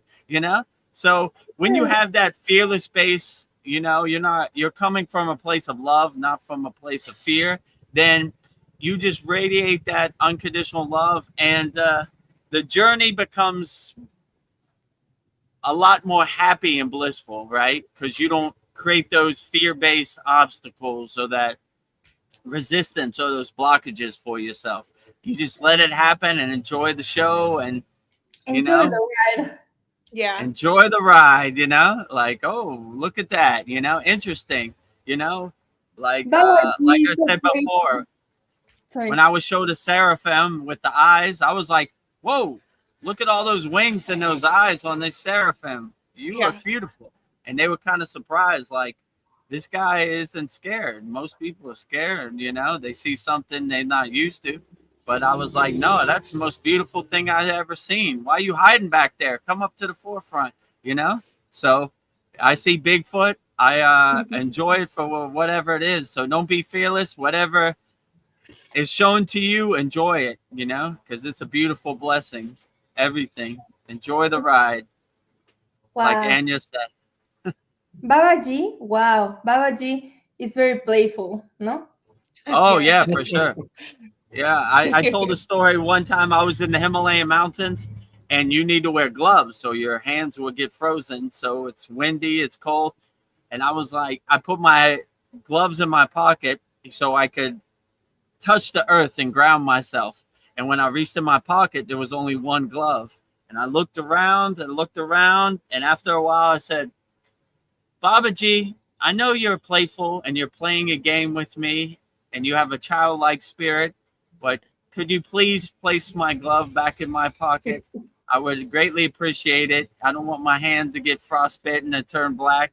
I reached in my pocket and there was my glove. So Babaji definitely has a playful spirit and Yeah. definitely a childlike loving spirit. So when you have that mindset, you understand. You're going along for the ride. Yeah. I like the story with you and Babaji where he kicked you in the water when it's like you finally Oh got yeah, there. that too, right? So I went up the Himalayan mountains, very steep, millions of rocks, the elements, everything. And when I got up there, the water was very cold, so I was trying to ease into the water.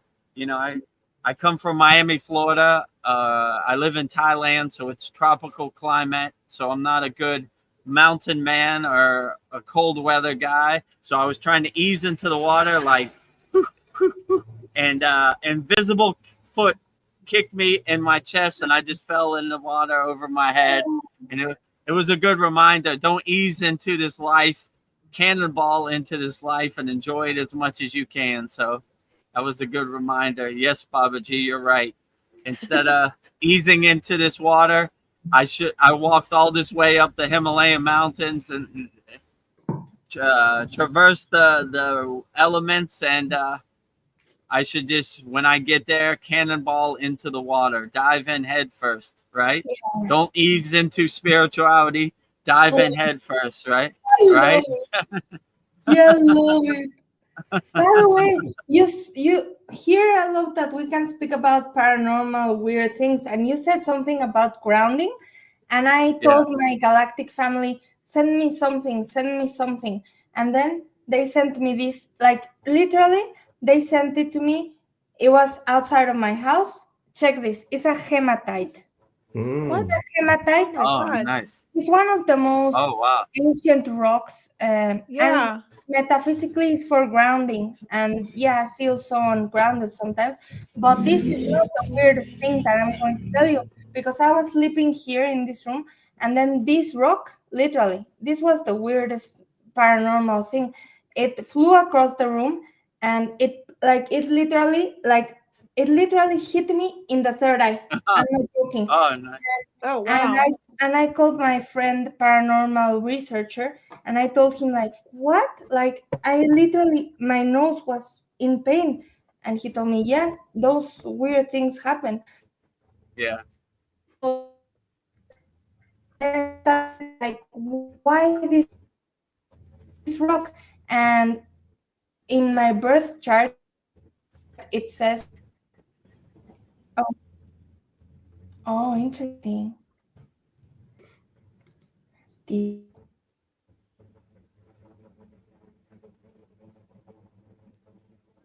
Oh, is my internet bad or somebody else's? Yours, I think Yeah, Anya, it's Anya's. Anya. Oh, Anya. Anya, right? She's breaking up. Anya. Oh, okay. Yeah. Well, Usually it's me on the beach in Thailand, but I'll it's just give him a Anya. minute. Well, Uh, Darren Carter's here. He said, "Morning, family. I just got up and can feel the love already." And it is yeah, 4 we're having a.m. a here in very the UK. profound conversation here with Anya. We just lost her, right? I guess those overlords or slave masters Yeah. didn't like that conversation. We're Well, going too deep, right? yeah. Oh, That Bobby could Shea, be, you clear know, the you path. really could be. But I'm gonna get me some hematite. Yeah, Well, that was amazing. yeah, we got the gist of it. So yeah, Anya, when she comes back, is always welcome. It's very. I'm Yeah. a good listener. I want to hear. Like, I, I, I, I like to contemplate on what other people say, and I was like, oh wow, Starseed. Yeah. Let me see. And I was a poet, and I didn't even know it. I'm a Starseed too. I just got to go in the bathroom, smack myself across the face, put some water in my face. Now I'm looking directly at a starseed myself. Yeah. You know, my inner starseed is now awakened and then realized. So yeah, very profound, right? Like there was some great insights. You know, Yeah. I like the manifestation one. Now we know how to manifest. We invoke whatever we want We invoke. into this. We harmonize. We align ourselves with the frequency and. You'd be surprised in your inner potential what can be happen, you know. Well, I have a thought for a thought from Zane. He says Zane Ahmad. He says Trump did a secret deal with corrupt leaders of my country, so I don't trust Trump. He has fake white hat. What did he Well, do? Yeah. newsflash, Zane, I don't trust none of them. I don't trust Yeah. no government. I don't trust red, blue. Ugh. They say go right, I go left. So anybody in government, I feel they have ulterior motives. So you know, just because I'm American, I don't trust none of them. You know, so Yeah. I'm trying to do what I can control in the present moment. And what these other people say, I kind of look at it like clouds passing in the sky. Like, there they go, you know. Secret deals, war, murder, destruction, nothing I want to be involved with. So, no secret deals over here. Peace, love, and harmony, Yeah. compassion, helping people. So, yeah, well, whatever secret deal they have, who knows, you know, I can't verify it, and it really doesn't serve me in the present moment. So you know, it's just a bunch of narratives on your TV screen that don't really serve you in the present moment. So Yeah. yeah, I don't trust none of them, to be honest with you. So when people say you're with this political party, my political party is God, you know. So I align myself with source, the pillar of light, higher consciousness, whatever you want to call it. I let my soul be my guiding light, my North Star. So what other people Yes. say is almost like a comedy show on the Maya delusional screen of the universe. So, you know, yeah, I don't know. Whatever deals they're making behind closed doors, I don't know. I don't attach to it. You know, I just laugh at it like the comedy movie it is. Like, I don't trust none of them. So if you ever think Vedagurudev is political, non-political, zero. I don't trust none of them. Yeah. You know, I say I trust do your what serves me in intuition. the yeah. Let your soul, your intuition be your North Star, your guiding light.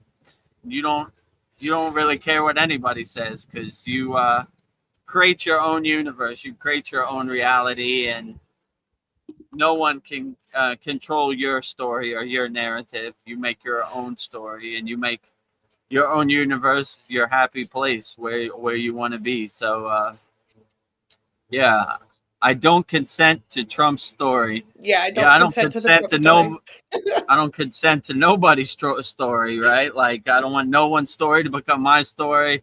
I don't want no one's narrative to become my narrative. I don't want no one's religion to become my religion. I don't want, you know, on and on and on, you know?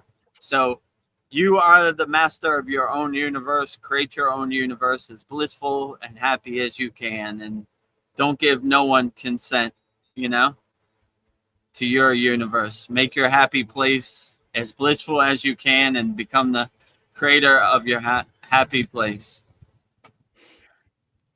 Yeah, I think imagine how life would be if you just did everything by your intuition. It's just like it didn't make any sense, but my intuition said to do this, this, and that. How different your life would be if you just didn't trust your logical mind, you just went with your intuition. I wonder, like, where would it take you?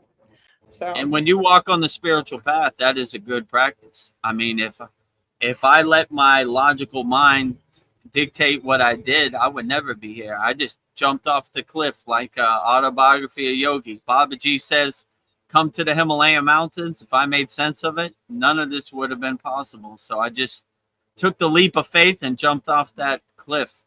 Babaji says off the cliff, I'm off the cliff. So come, fly to India, go up the Himalayan mountains.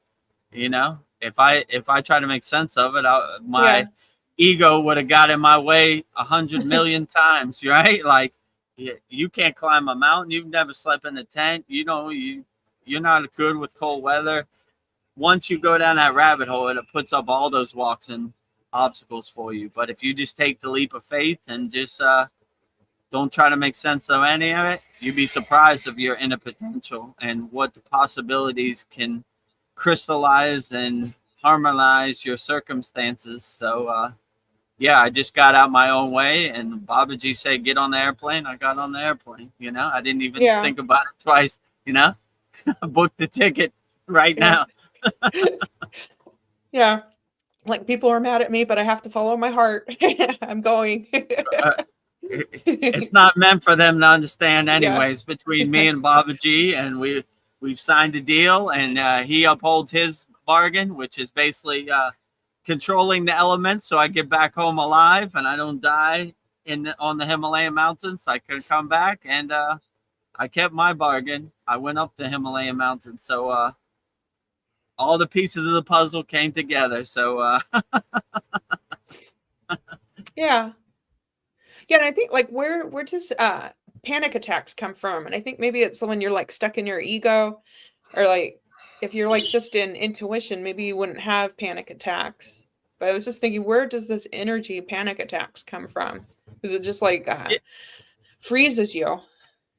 yeah, I would say it's trying to make sense out of what can't be made sense out of. Yeah, If I try to make sense out of going up the Himalayan mountains, I would have, drove myself crazy. Like I would have gave myself a panic attack. I can't yeah, go up the mountains. What am I going to eat? Where am I going to sleep? What, how am I going to protect myself from the elements? You start getting in your own way when you just become the detached witness and let all those clouds pass in the sky. Then you have less anxiety, less panic attacks, and you when you're a Kriya yogi, you have the tools to help you overcome, and you kind of create distance and separation between you and the emotional reaction you're having. So yeah, how does it serve me? Why do I need this? And how is this going to solve my problem in the present moment? It's not, right? So I look at most of those fear, panic, anxiety as like wasted emotions that don't really serve me. Like this isn't going to solve the problem. The problem's still going to be there. So let me have a clear head. Let me breathe. Let me be calm and figure out a solution. I'm at the bottom of the mountain. How do I get to the top of the mountain? Panic attacks aren't going to help me. Anxiety, no, none of these lower emotions or lower instinct are going to solve the problem for me. So I don't need this. I need solutions. I don't need more yeah, problems. So we learn how to detach from that and focus on the task at hand. Pass the test. I'm at the bottom of the mountain. How do I get to the top of the mountain? Let me go in my toolbox. Panic? Nope. That ain't gonna don't need help. that. Anxiety? That ain't gonna help. Fear? That definitely ain't gonna help. So you start finding tools. Okay, what I need. Clear mind. Let my soul be my North Star, my guiding light, and I should be good. Okay, we got the tools we need. Let's start walking. One foot in front of the other, forward, see where this journey takes us. Yeah, and I was thinking like our bodies communicate to us. I don't know, or give us messages, or I'm just thinking about things a lot.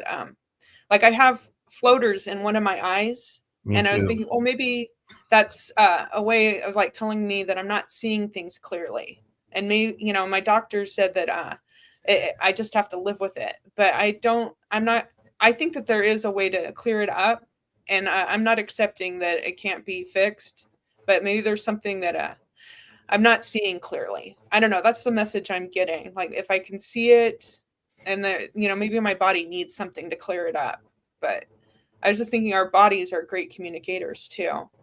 Yeah, true. Your body is the best doctor. It'll tell you what it needs. So if you have a floater in your eye, I mean, I would probably focus your healing energy to that place and see if you could dissipate it and let it, you know, it might not happen in one day. I would just keep doing it till it goes away. Yes. Yeah, I've been like meditating and visualizing golden light coming into my eyes, and that seems to be helping. So I just need to keep accessing that, bring in as much golden light as I can into my eyes. But I've got tons of floaters, so yeah, I feel your pain. It's very annoying. Sometimes I'll think there's like an insect because I see a floater. And, well, that was just a floater.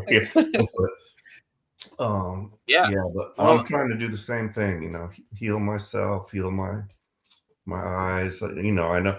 Yeah. Even, you know, there's going to be technological advances too. Like that's what they told me. They really can't do anything about the floaters at this point, but they did say they could zap it with a laser if it's a big one and split it up, but that could do more harm than good, you know. Yeah, tiny little. Yeah, but I'd just rather not. But I don't want a laser in my eye. It's up to us to fix that, I guess. Yes. I like what you said, have the golden vision, right?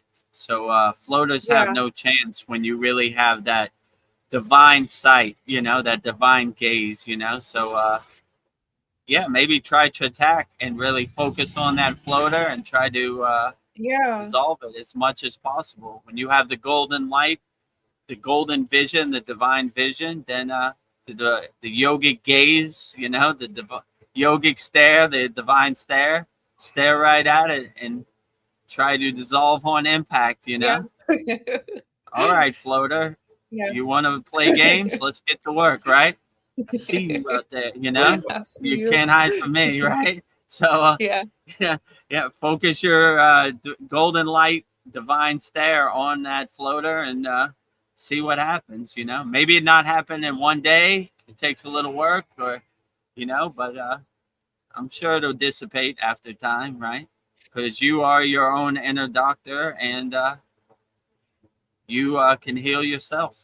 So I would try to heal yourself as best as can. But yeah, there's a lot of pesky things out here, floaters, and your body breaks down. You know, your knee hurts, your ankle hurts, your feet hurt.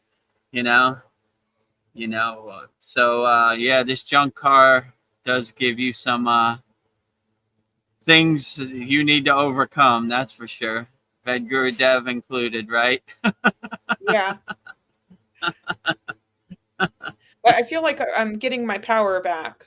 So like the world tells me I can't do something. Maybe I can do this. Like we're Americans, not Americans, right? Whatever the world tells you can't do, just laugh at it. Like I can do anything. My inner potential is unlimited, you know. So whatever you have to say, world, I'm not listening, you know. Yeah. Let me tell you what you can and can't do inside you as you. Like, okay. You know? Not listening. La la la la la la la. It sounds like Charlie Brown cartoon. The teacher. What is Charlie Brown's teacher? I can't hear what Charlie Brown's teacher. It's just all white noise. Like a white noise, mumble mouth, you know, like mush mouth, right? I don't even know what that means, you know? Yeah. Somehow Charlie Brown knew what it meant, you know? Yeah. I wonder how Charlie Brown, he was intuitively connected to his teacher. He could decode the mush mouth, the white noise. No, we're just like, who? What are you saying? Who? Yeah, I can't hear right. you. Like, how did Charlie Brown get that from his teacher? I had no clue what his teacher was saying, you know? Well, here's another, like, going down a rabbit hole, but like donating blood, it's like seen as a noble thing. And like when we donate blood, we don't know where it's all going. Like if I donate blood and I know it's going to a family member and to save their life, but it's just like we donate this, like, our life force, and it's just like I feel like maybe, you shouldn't be donating your blood unless you know exactly where it's going. Like, you're maybe donating your blood's like a form of giving away your power, like it's your codes, your DNA. And it was just like, I don't know, I know I'm sounding paranoid, but I was just thinking I don't want to give my blood away. I Like, completely Yeah. agree with what you Yeah. said, because like my daughter did that little DNA thing, my oldest daughter, and I yeah. was like, I'd like to do that, but I don't want them having my DNA, and Right. and also at the hospital they asked me, if it's necessary, are you willing to accept blood transfusion? Which I said yes, because it was either life or death. But I know I don't trust that blood because it's all now contaminated with the vaccine. Also the blood is Yeah. contaminated now with people that's been vaccinated. So who knows what I'll be getting with that blood? And I don't know. Well, a friend of mine donated blood, and they told her that they don't want people that got the shot to donate blood. So that tells me there's Really? something bad Yeah. in that blood now. Yeah, they're So basically Whoa. telling on themselves, like, Yeah. we tainted the blood and we don't want it back. Well, you shouldn't have yeah, told us, you shouldn't have mandated us to put chemicals in our blood. Even you don't want it. The overlords don't even want it, yeah. right? So they're telling on themselves, like, I yeah, wonder if I Anya don't is know. vaccinated. I That's don't another know. question for her Hopefully if she she ever comes comes back. back. But Yeah, I mean, when you become a higher frequency being, here's what my guru said. I was like, well, when the C word happens, what if I need to get vaccinated to go to the store, or, they ask to see your certification? He said, Vedagurudev, you're such a high frequency being. Dissolve on impact. Whatever they put in your body, be such a higher frequency light being that it just dissolves on impact. And if you really want to, wherever they put it in, go in the bathroom, blow it out your system. You have the technique, so get it out your system. And I was like, yeah, well, hopefully that it doesn't come to that. And it never did. So, yeah, but you begin to see, like, you're not going to be able, their thing is fear mongering. Their thing is fear porn, right? You're going to die if you don't take this vaccine. Not true. You're going to not be able to go to a grocery store unless you have the certificate that you've been vaccinated. Not true. You're not going to be able to fly. So they're habitual liars. They say a bunch of stuff. So, like, and they're just telling on themselves. We don't even want the vaccine we told you to get, right? Like, what? Yeah. Oh, gross. You even know it's fake, Yeah. So, I don't know. I don't want their science to become my science, So, be such a higher frequency being, no matter what they put in your food, no matter what they put in your body, dissolve on impact, right? Yeah. Like I always say, unshakable mountain. No matter how much rain there is, unshakable mountain. No matter how much snow, unshakable mountain. No matter how much sun, unshakable mountain. No matter how much wind, unshakable mountain. So have so much light every cell of your body with inner divinity, right? So any of these foreign agents come in your body through food, through vaccines, through air, wherever it comes from, you say, good one, dissolve on impact. So it's like meteorites hitting your atmosphere, dissolving on impact. So light every cell in your body so it has no chance. So, but they're definitely going to try to lower your frequency, control you through fear-based propaganda or psyops. But when you see the Wizard of Oz behind the curtain, you're like, ah, there he is. This Joker is trying to tell me again he's God. Oh, God. You know, never stop, right? The comedy show continues. Do you guys remember, like, it's this fairy tale where the wolf, the three little pigs and the wolf threatens to blow down their house, and they're like, Yeah. not on the tip of my tippy something toes, Mhm. but it's just like they get into a brick house and the wolf can't blow down their house. I feel like we have to build a There you strong go. house around us. Like that was Yeah. like telling us that if our house is strong, the big bad wolf can't get us. I huff and puff and blow your house down, right? Yeah. So, not if I'm in a brick house, not if I have a unbreakable aura around me, an unbreakable shield, right? Yeah. Huff and puff all you want. You Well, can't blow my house. well, let me tell you a story about what's going to happen to your body.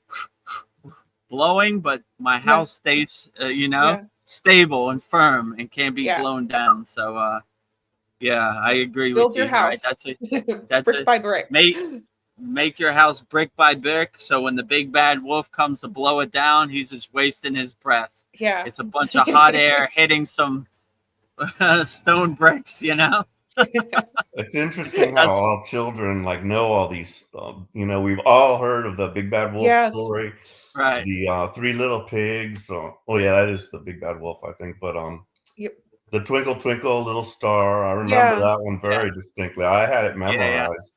I could probably still say it right now, but the most of it. But and yeah, some of it's some scary stuff in a way. It's like a werewolf. A Little Red Riding Hood. How about that one? Yeah. Yes. That was the werewolf. They're There's always a wolf doing in cheer sheep's stuff clothing. at us already. What big eyes you have. Yeah. From birth, you've been conditioned to regurgitate these stories. But if you see the elites, the cabal, whatever you want to call them, as the big bad wolf, you say, oh, there he is, sleeping in my bed, dressed as my grandmother, trying to eat me. Yeah. See you, big bad wolf. Yeah. What about Hansel and Gretel? Did you guys remember Hansel and Gretel? A witch, and she's gonna eat the kids and put them in the oven and stuff. Right. That's a little more brutal, right? The oven, So if you attach that to the evil in the world as the witch or the big bad wolf, then you kind of see, right? Like their game, Yeah. Their projective programming. Why are they telling us kids this stuff? Couldn't they think of happy stories to tell us? No. Yeah, I remember it here in Hansel and Gretel. Like, damn, they put them in the oven. Man, that's what they teach in school nowadays. Yeah. It's pretty brutal, right? The big bad wolf dressed as your grandmother.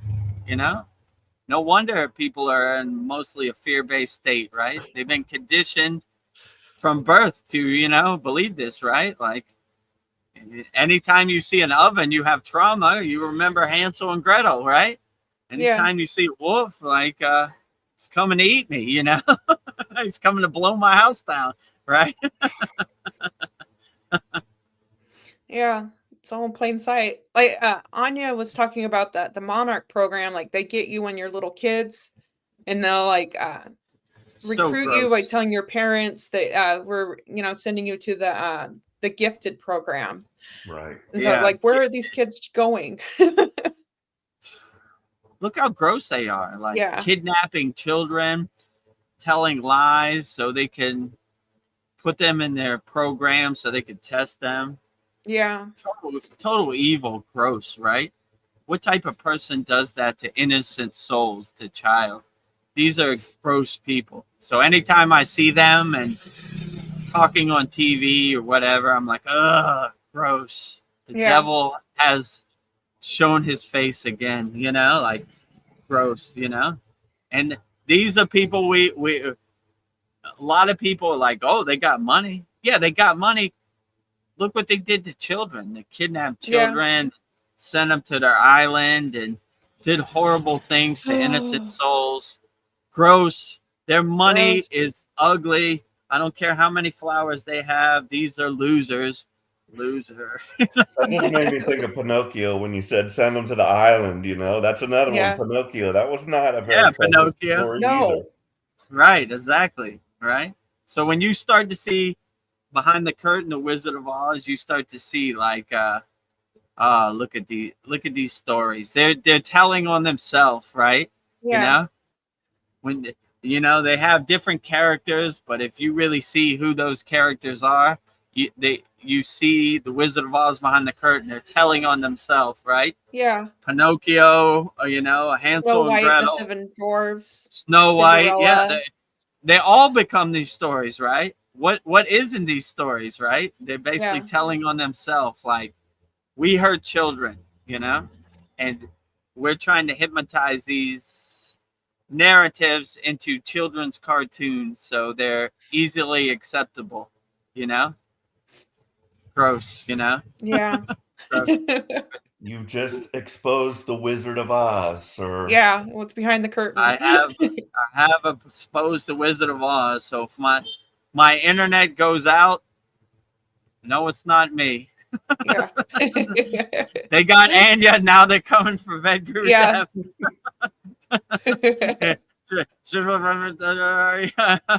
Vedagurudev. Well, I'm so grateful we had her for as long as we did. So hopefully she comes back. That was a very profound conversation. Like I always say, I'm a good listener. I like to listen. So I want to hear profound conversations for sure. So I want to be a good listener. In general, people from the free thing cannot come on face to face like we're doing here. Correct? No, I just I asked Vedagurudev. Yeah. Well, I send it to. I send her link the and that's stream what link. she can Yeah, I'll join send us. it to her every week. Actually, Yeah. I send her the StreamYard link, and because she asked for it. She sent me a message on school DM like, when can I come on? And I was like, our next one is the Soul Talk. So when I had the StreamYard link, I sent her both the YouTube and the StreamYard, whichever one worked best for her. So I'm glad she came on the StreamYard. Yeah. I was very profound. I like to listen and contemplate what other people say. So yeah. I mean, it was profound. She had so many, stories, and just it takes a lot of guts to come out with that. But this is the right platform for it, because True. I'm not gonna say nah, but if you were to go try to tell a normie, they'd be like, out "Hey, there, Paul." they're gonna look at you all sideways and say, Crazy, right?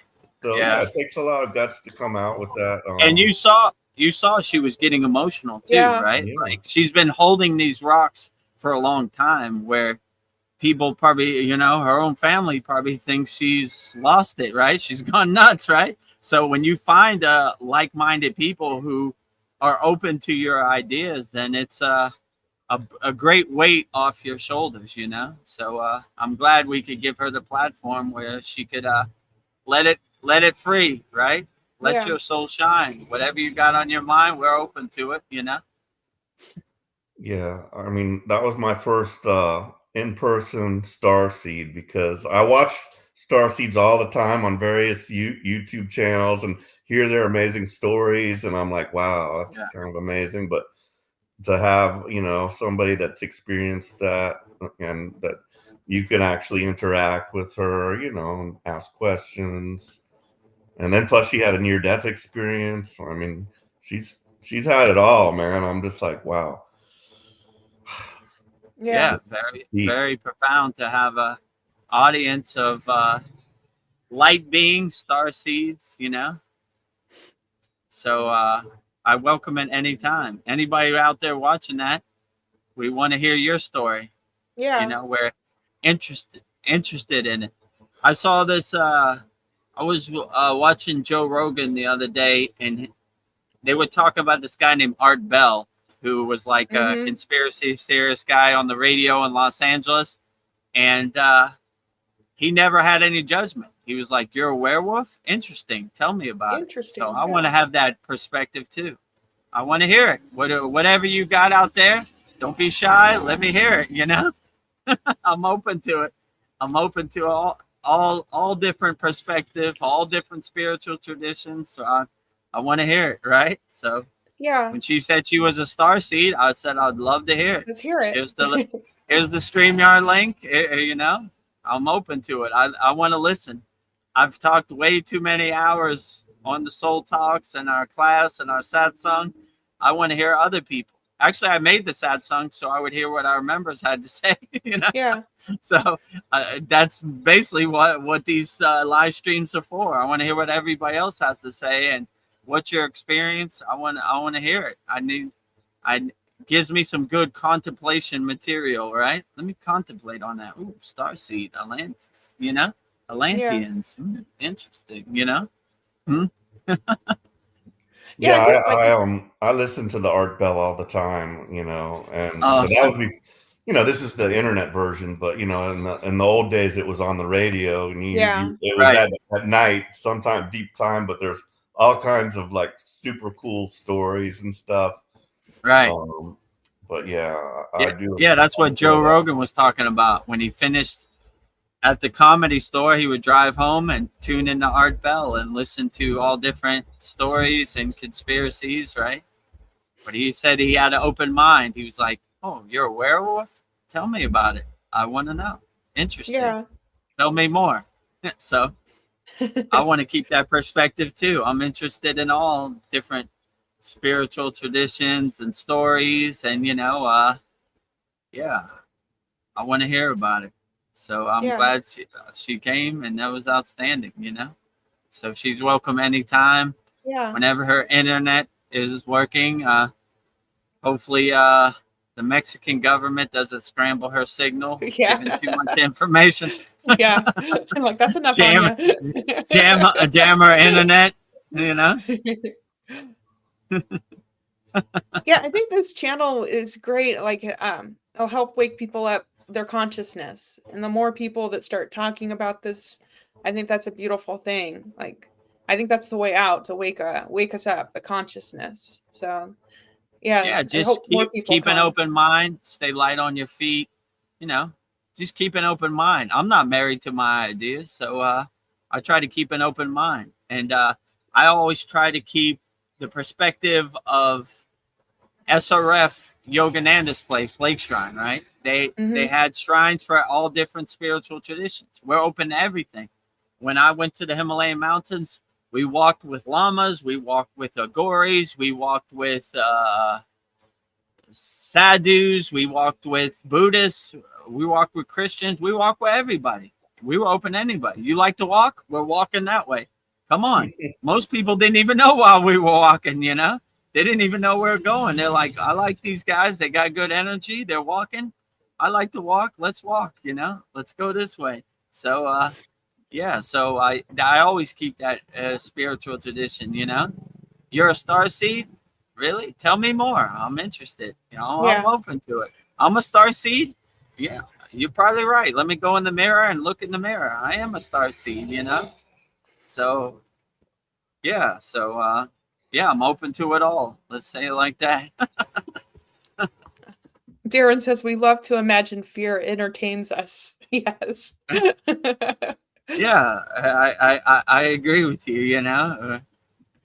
It some people like the comedy show of the fear-based state, you know. So yeah, let it entertain you. This Maya Yeah. delusional world out here, this fear state, you know. Look at it like the joke it is, the comedy show it is. Like there they go, you know. I always loved Halloween too as a kid, you know. Yeah, And I still like to like have candy and let the kid, you know, see the little kids come up to the door, you know. But yeah, I don't know, it's a fun, and it's also a nice falls. You know, you feel the fall in the air and the cool air. It's just it right. has a Yeah. certain feeling. Fall Yeah, does. it's energetic, or yeah, electric in the air. Yeah, Well, I got all Veronica these asked little. me.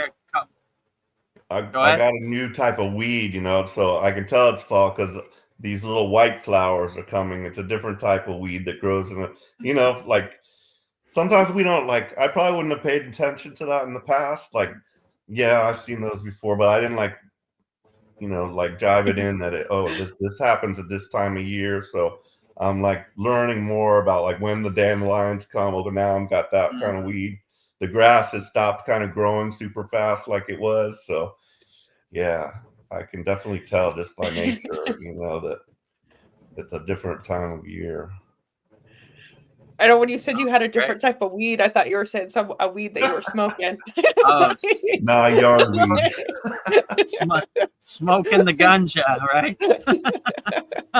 Yeah, that's what I thought too. I was like, Whoa. is Paul talking about actual weeds or he's talking about marijuana weed? Yeah. So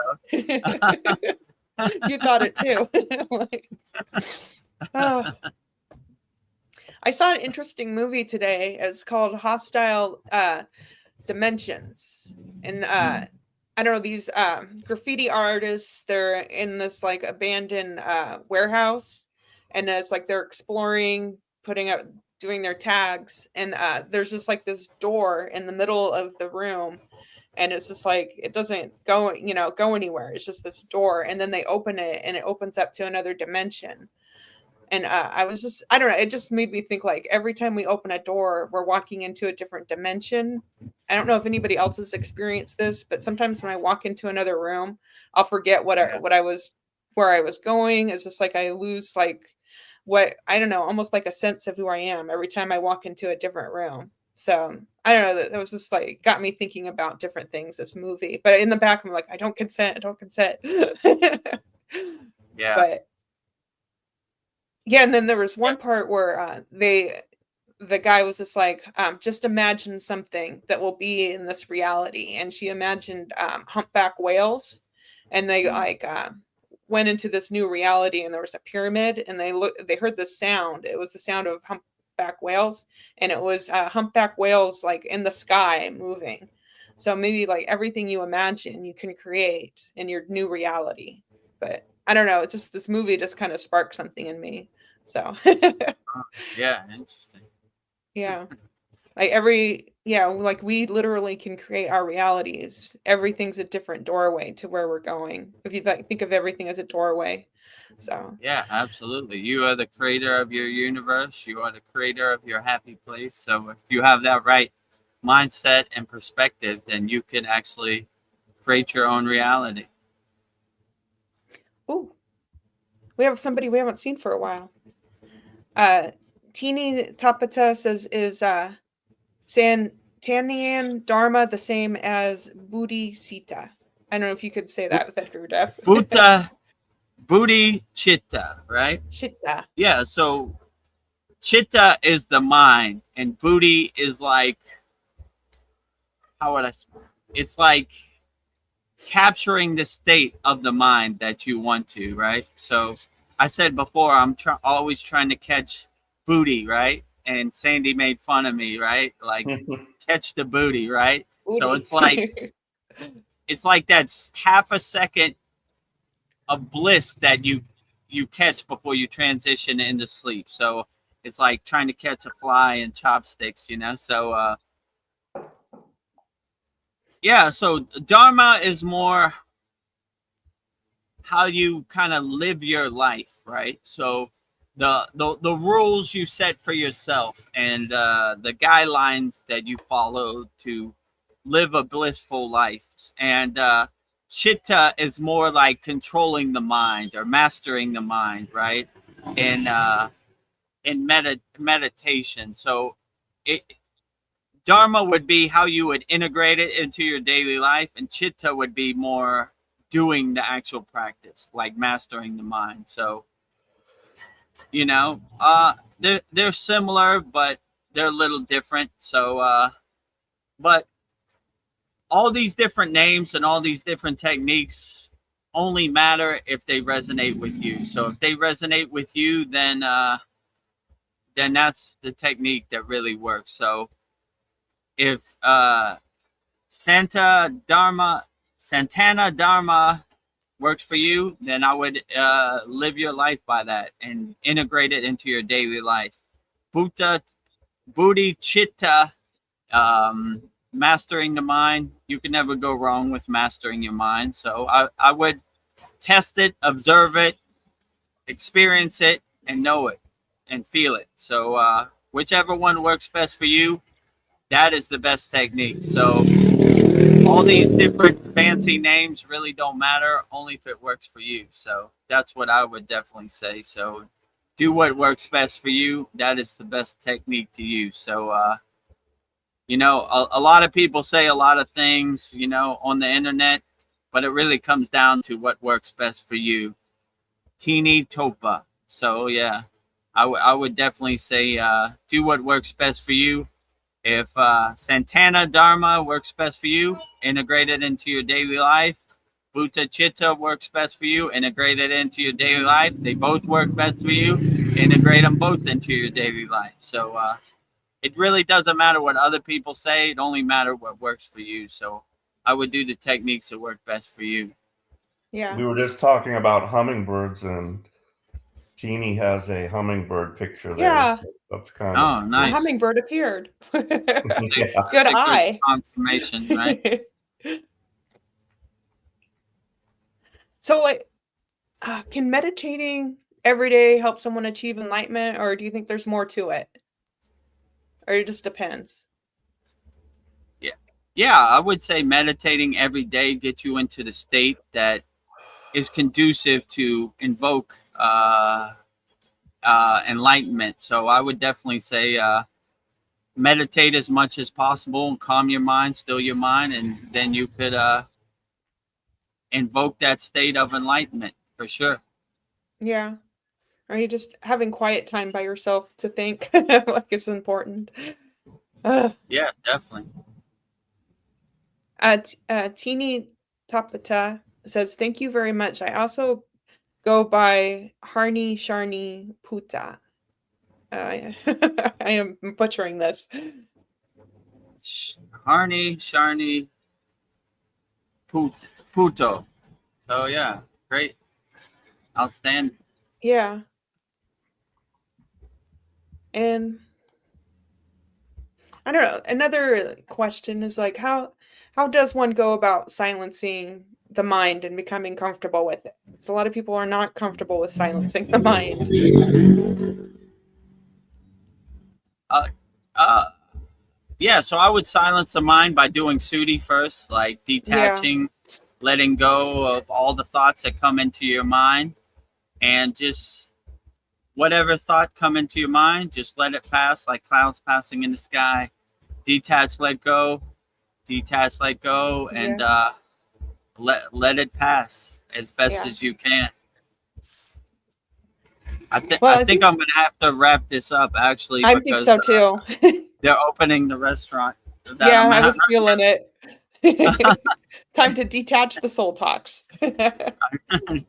Yeah, detach. I saw a guy behind me. He was watching the live stream right behind me. Some foreign guy seeing what I'm doing, and I'm seeing they're turning on the lights in the restaurant now and everything, and Okay. people starting to come. So Well, that's our awkward. cue.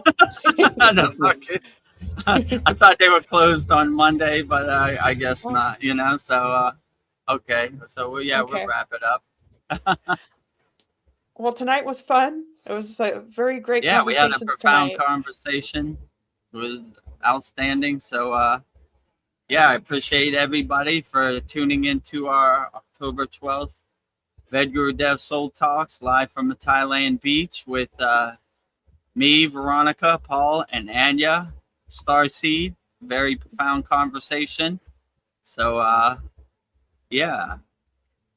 Bye for now, Darren Carter. Thank you for Yeah. joining us, Darren Carter, and Tiny Tupa. And we'll be back on Wednesday, 9 p.m. Eastern Standard Time for our sad song. So if you didn't get your question in, we'll be back on Wednesday and we'll answer it wholeheartedly as best as we can. And hopefully Anya can fix her internet connection and we'll have her back and she could answer some profound questions from a starseed perspective, which is beautiful. So yeah, thank everybody for joining in. And tomorrow we'll have Mantra Monday, which is basically Goddess Parvati Devi. So Yeah. that'll be great and very profound. So And yeah, make sure you subscribe to our YouTube channel at Vedagurudev.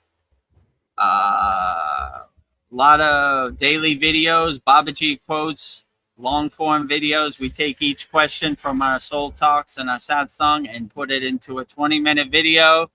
Good insights, gold nuggets, profound conversations in all those. And yeah, make sure you subscribe, watch as many videos as you can. Think we need like 650 more watch hours, then we'll be monetized. So we're getting close. So watch as many videos as you can while you're taking out the trash, washing in the dishes, whatever. Let's get those watch hours up. And yeah, and make sure you go to soulinder.com, connecting like-minded yogis, yoginis, connecting souls, uniting hearts, spreading love. Go to soulinder.com, join our group, and maybe you can make a soul connection. Find somebody who's practicing yoga around your area. And also, if you want to join me, Veronica, Paul, all of our members, Darren, Kyle, everybody in our Kriya Yoga Masterclass, Master the Supreme Science of Kriya Yoga, go to KriyaYogaMasterclass.com. And I guess with that said,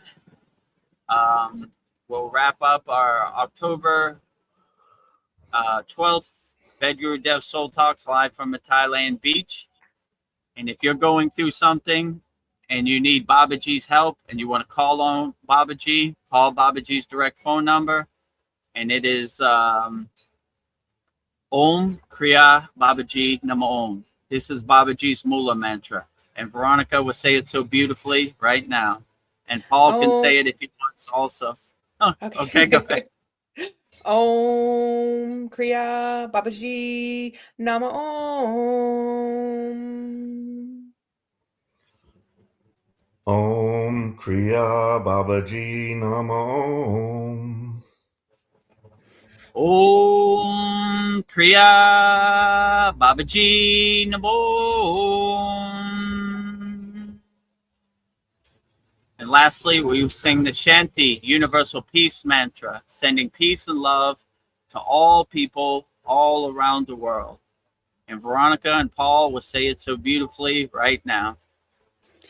Om Shanti, Shanti, Shanti. Shalom. Sat Nam Sadhu Tao Em. Spirit. Swami Kami Amen Amen. Omen Selah Hom. Om.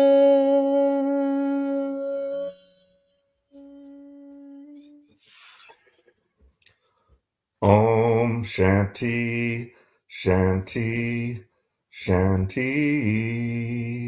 Shalom. Satnam Sadhu Tao Wamo Spirit. Kami Nami Amen Amen. Om Selah Hom. Om. Om Shanti, Shanti, Shanti. Shalom. Sat Nam Sadhu Tao Om Spirit. Swami Kami Amen Amen. Omen Selah Hom.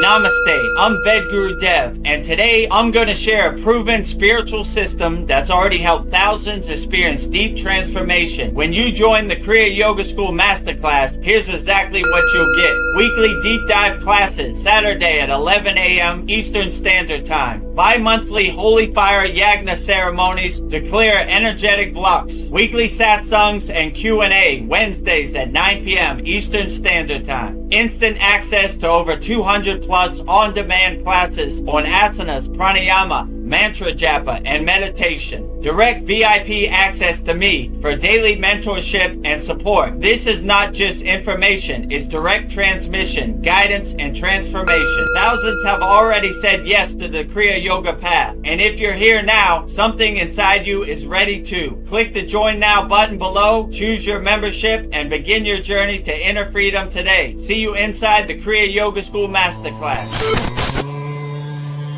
Kriya Babaji Namo.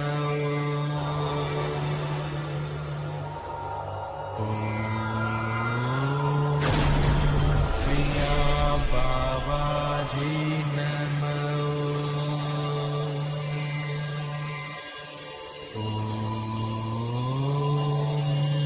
Kriya Babaji Namo.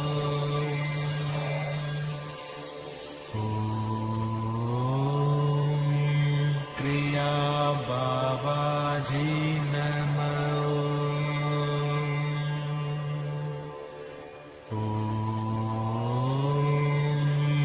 Kriya Babaji Namo.